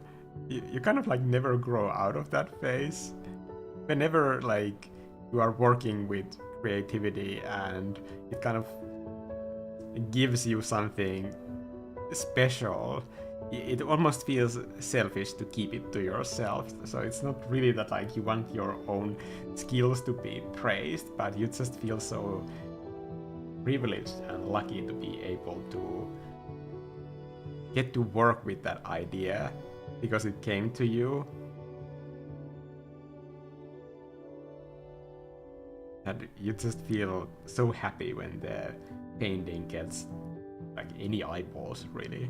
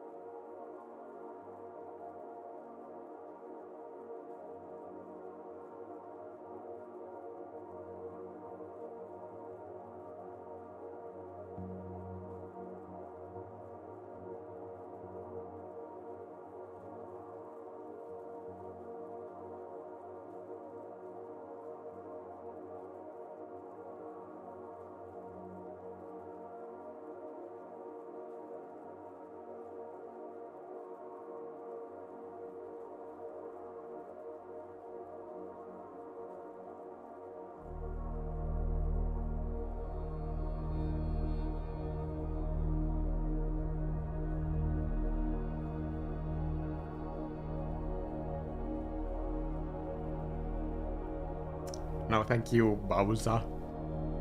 I think Bauza is clear enough without going through the entire name. Right, actually, one thing that I should do with this YouTube window before I go on stream is that I should hit Ctrl+ and make all of the text bigger so I can see it easier. That way it would also be easier for me to at least try to say all of your names properly because you deserve it.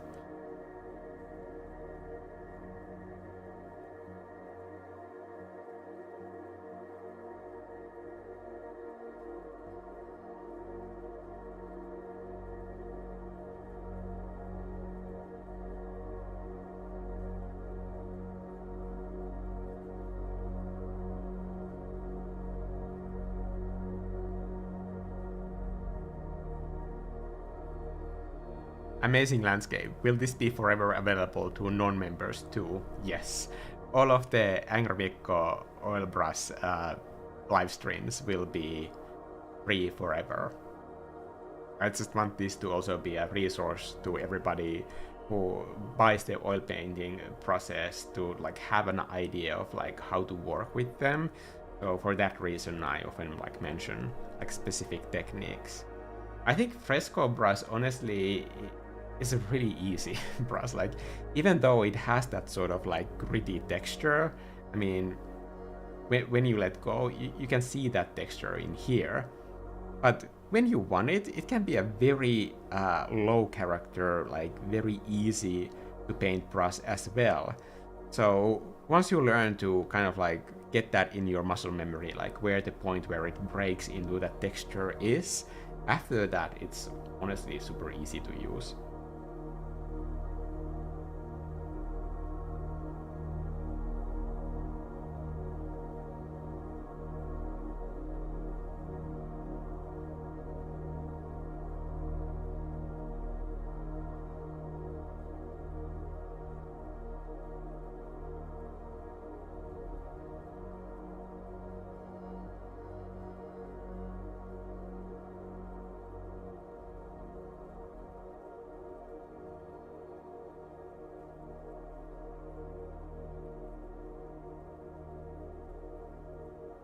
The color combinations in this like gradient at the horizon are just like tingling my brain in the right ways.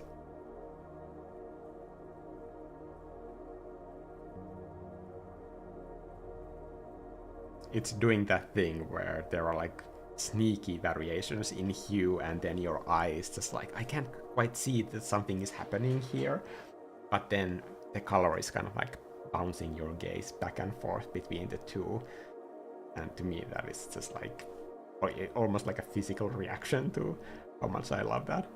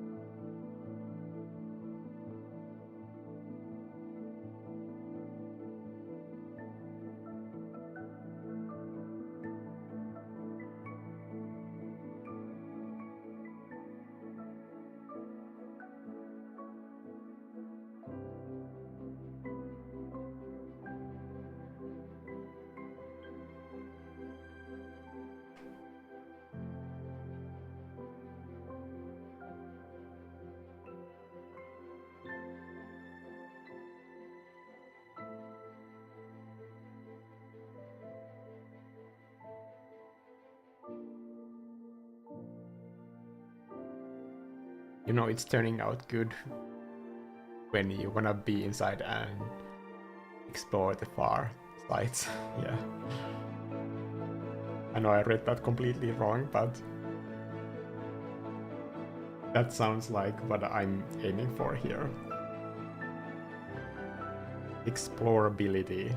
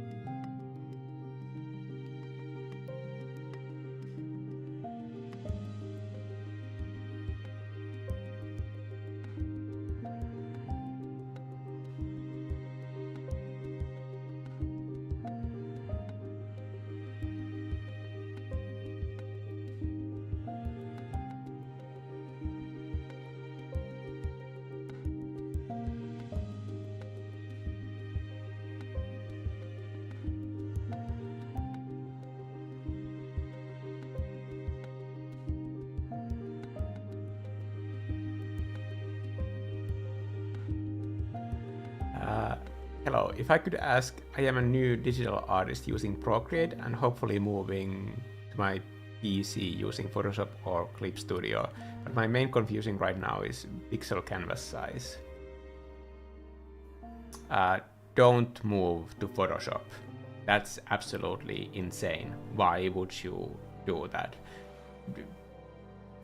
I just want people to understand that this entire live stream that I'm doing right now, that it will probably last around 3 hours, this is likely to make me around 3 euros in ad revenue over the lifespan of this live stream. Like, after a year, how many people are going to see this?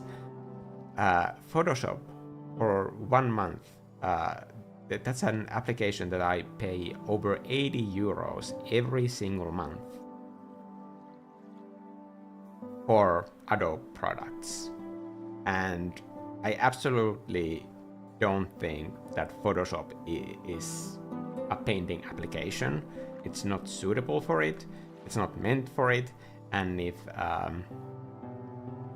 especially as this person is asking, I am a new digital artist. In that case, there are two programs that I probably would recommend against using. One is Photoshop, just because like, the price is insane and you are making a yearly commitment if you subscribe to that. If you pay for the monthly price, you are still committing to it for the whole year. You will have to pay even for the months that you are not using it if you cancel it. And the other program that I would probably, unfortunately, recommend against for newbie artists is Clip Studio Paint, because the UI has just so many tools. Clip Studio Paint is meant for art, and it is an advanced drawing and painting application. However, I would not recommend that for learning, because there are so many millions of buttons and features that are meant for incredibly specific workflows. For example, if you're doing like a 80 panel comic book, that you are going to be using the same 3D assets to block in certain characters in a wide field of view camera angle, that you want to be repeatable across those 80 pages to keep the style consistent.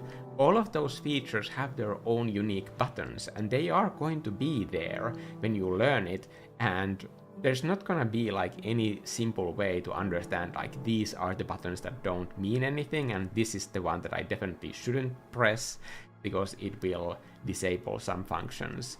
Like for that reason alone, unfortunately, even though I do like Clip Studio Paint, it's not something that I would recommend for beginners, because if at some point you decide that like I want to do actual comic books, then it's definitely the best application to get for that.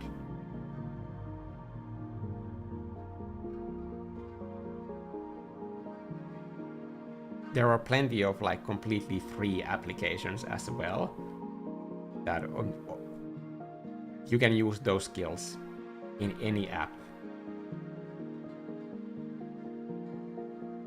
going forward. I don't know like what this new digital artist means, but I just, in this answer, I assume that those sort of like things are going to be part of the confusion. And it can be a huge like detriment to the learning speed when we are spending so much time in trying to learn this like completely irrelevant stuff that is not going to get you any better, and that can just make the entire process feel like way more frustrating than it needs to be, because then it takes way longer to see tangible results from all of that practice.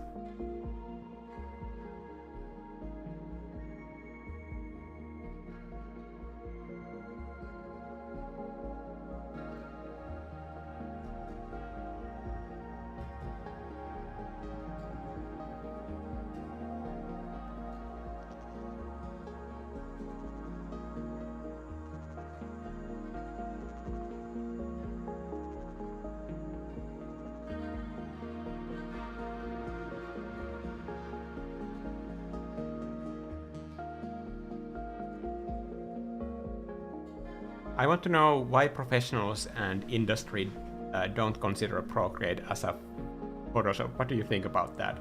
Because Photoshop is a photo editing program. Since like I have to have Photoshop since it's part of the Creative Cloud bundle, Photoshop is the best tool that I could possibly use for editing the colors of my paintings. Because it's meant for editing photos. All of the tools are for that purpose.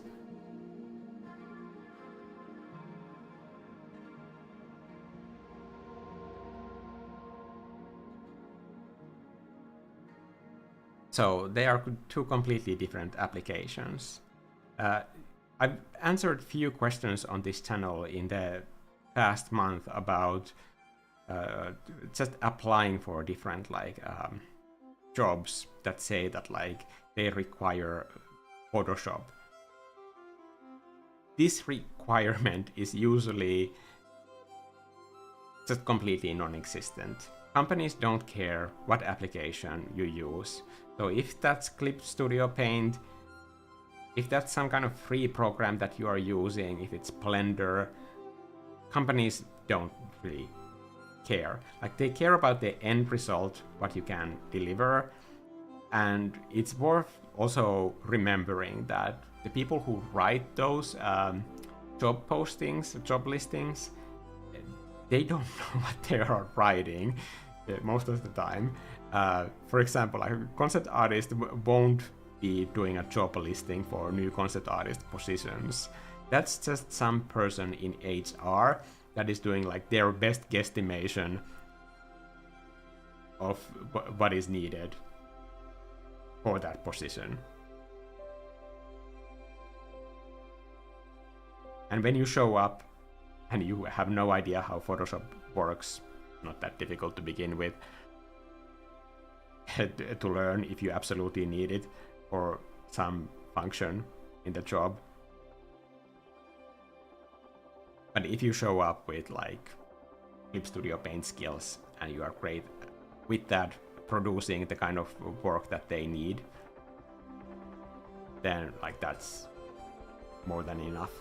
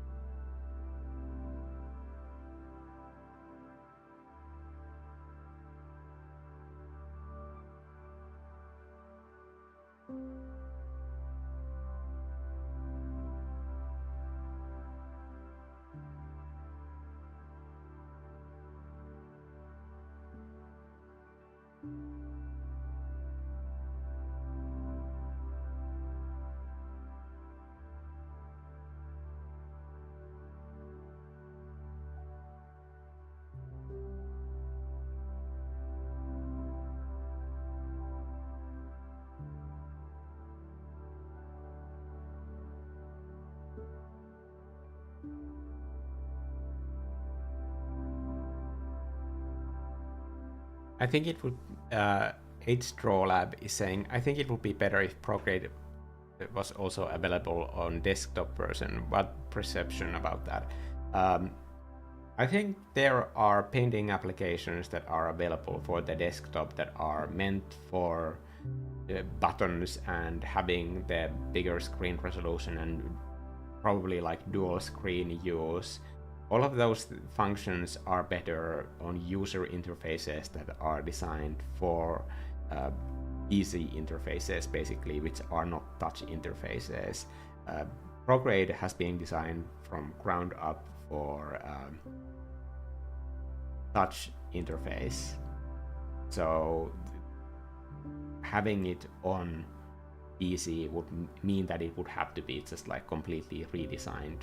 Like every function would need to have some kind of like a button input way of accessing it as well. And at that point, it just would be a different program. And I can understand that the developers don't want to get into that whole system already. Like they probably don't want to convert it on Android just because like catering to the different types of systems that people have is already probably taking a lot of time and energy out of their entire development team, because iPad is now so many different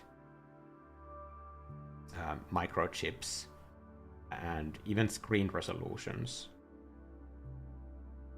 Because Procreate works on a phone, there are tons of different phones with different capabilities.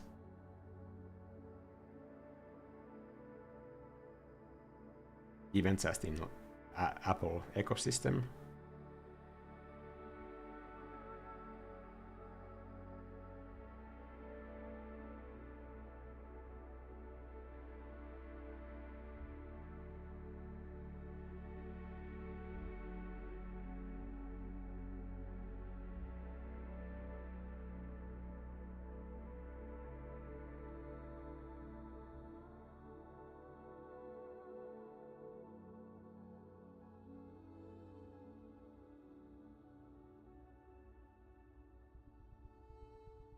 You have such a great control of saturation and edges.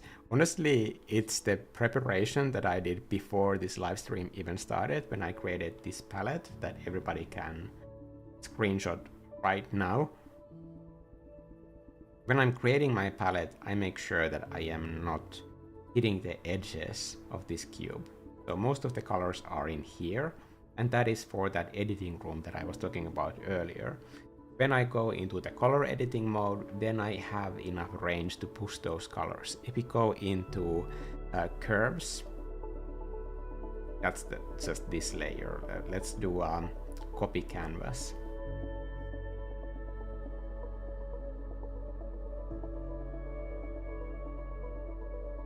So this is now all the colors in the painting.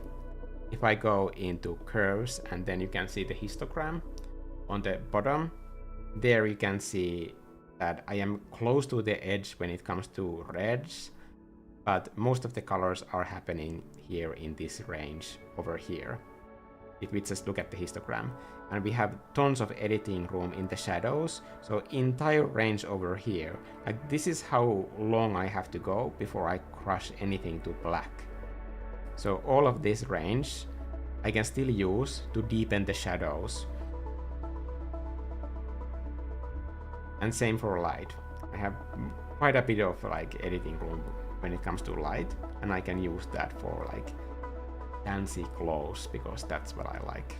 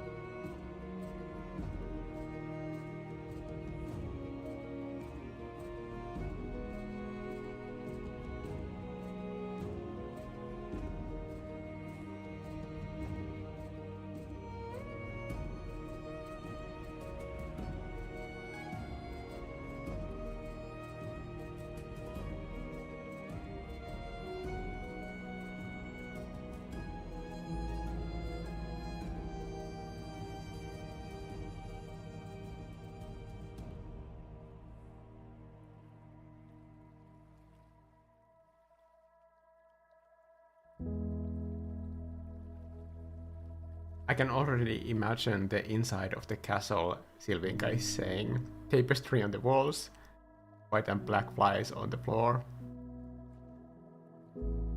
White and black tiles. I said flies, sorry. Completely different thing.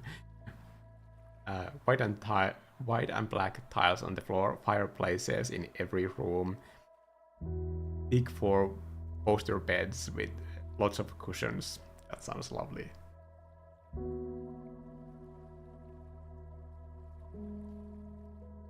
Yeah, I think it's not one of those very like war type of situations. I think the entire area is super isolated.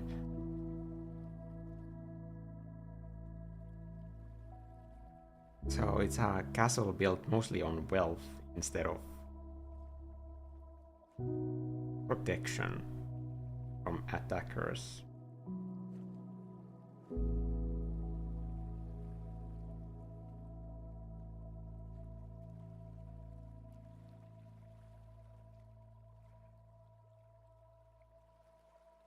Maybe it has some kind of a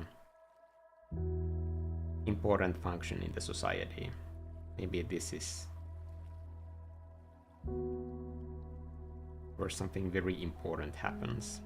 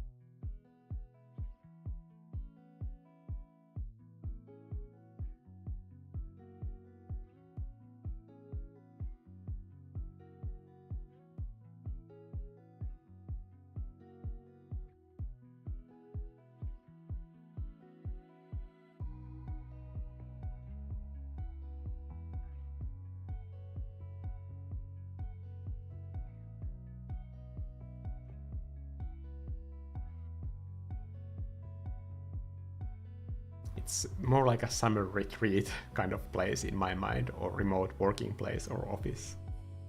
Yeah, sounds like a remote working place for wizards.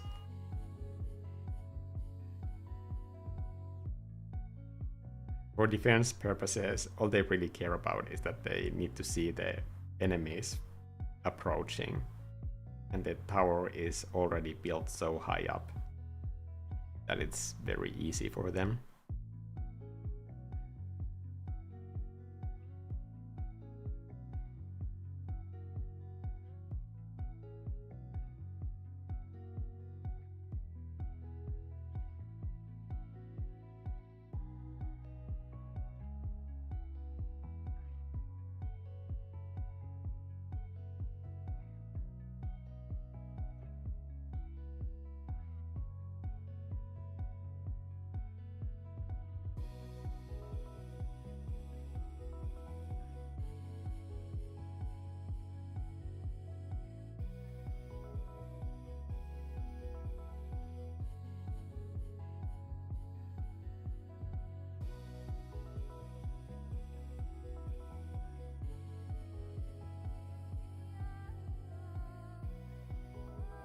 Okay, I'm gonna do a few tweaks to the foreground still.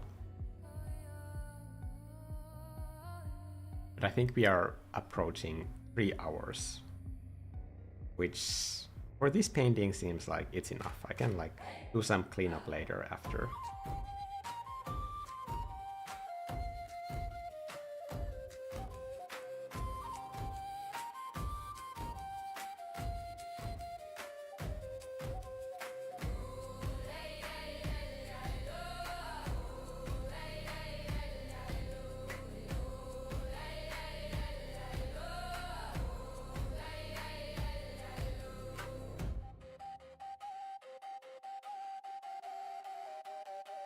Have you ever worked as a freelancer in any kind of commission film or background painting stuff? And never on background painting, but I have done like TV and games as a freelancer as well.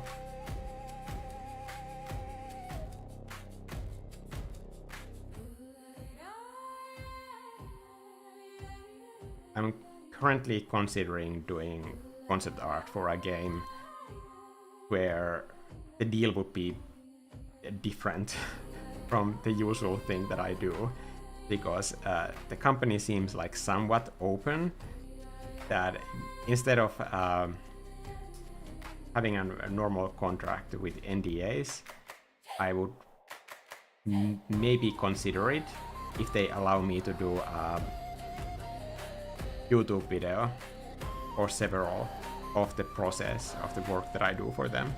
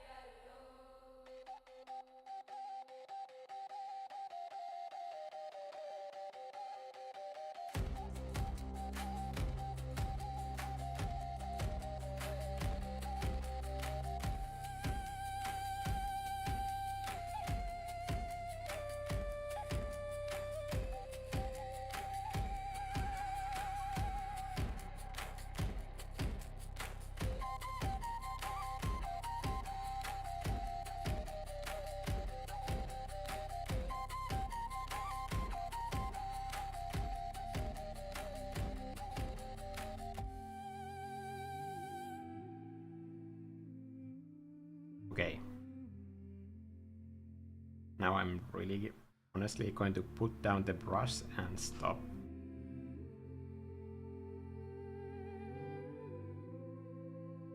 I think it's a good point to start in the same theme that we started with.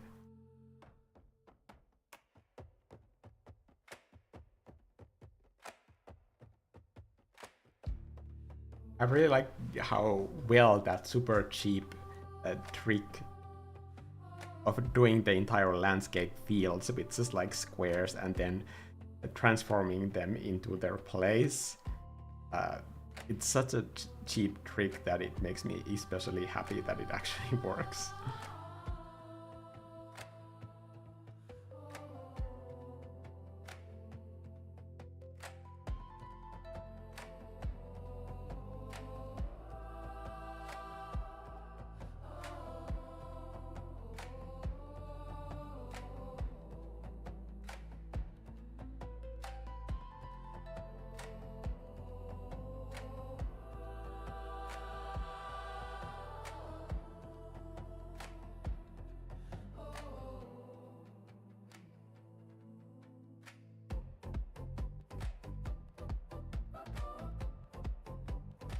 Okay, light effects.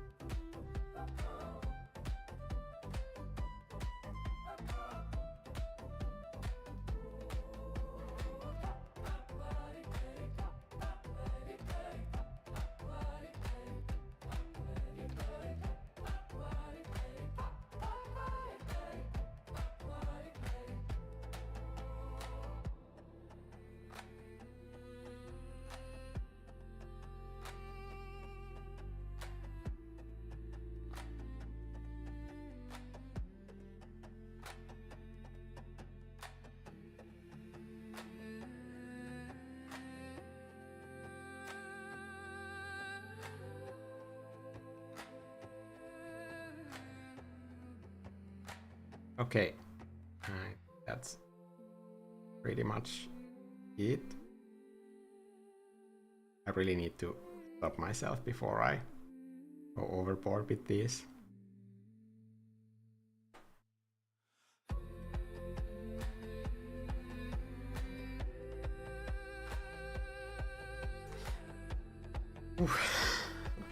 I forgot that I put my own face in such a small square.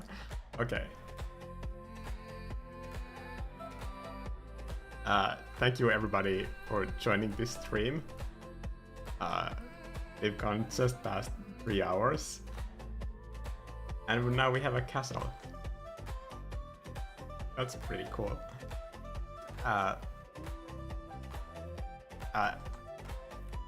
No, like I've done tons of castles. I have infinite amount of castles in my head at this point based on the things that I have done before, but I have done plenty of castles from reference, like endless amount of castles from reference.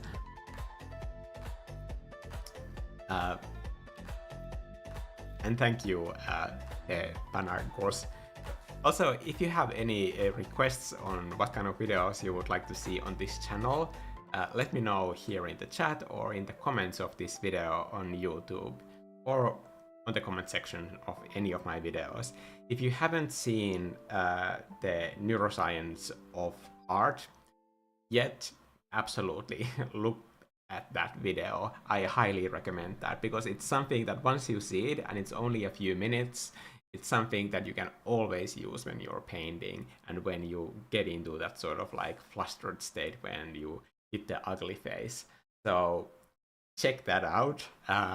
Get my oil painting brush set. It's a really good brush set, and I'll see you in the next video. I'll do the next video on any topic that people suggest me to do, or if I think of something that could be just as useful for people that watch this channel, because I'm really here to help people enjoy art and get better at it in a way that is like sustainable, because there's no like simple quick fix that will make art easier. It's just multiple small skills that you need to stack on top of each other. Okay, again, thank you for this company for this stream, and I'll see you in the next one. Bye.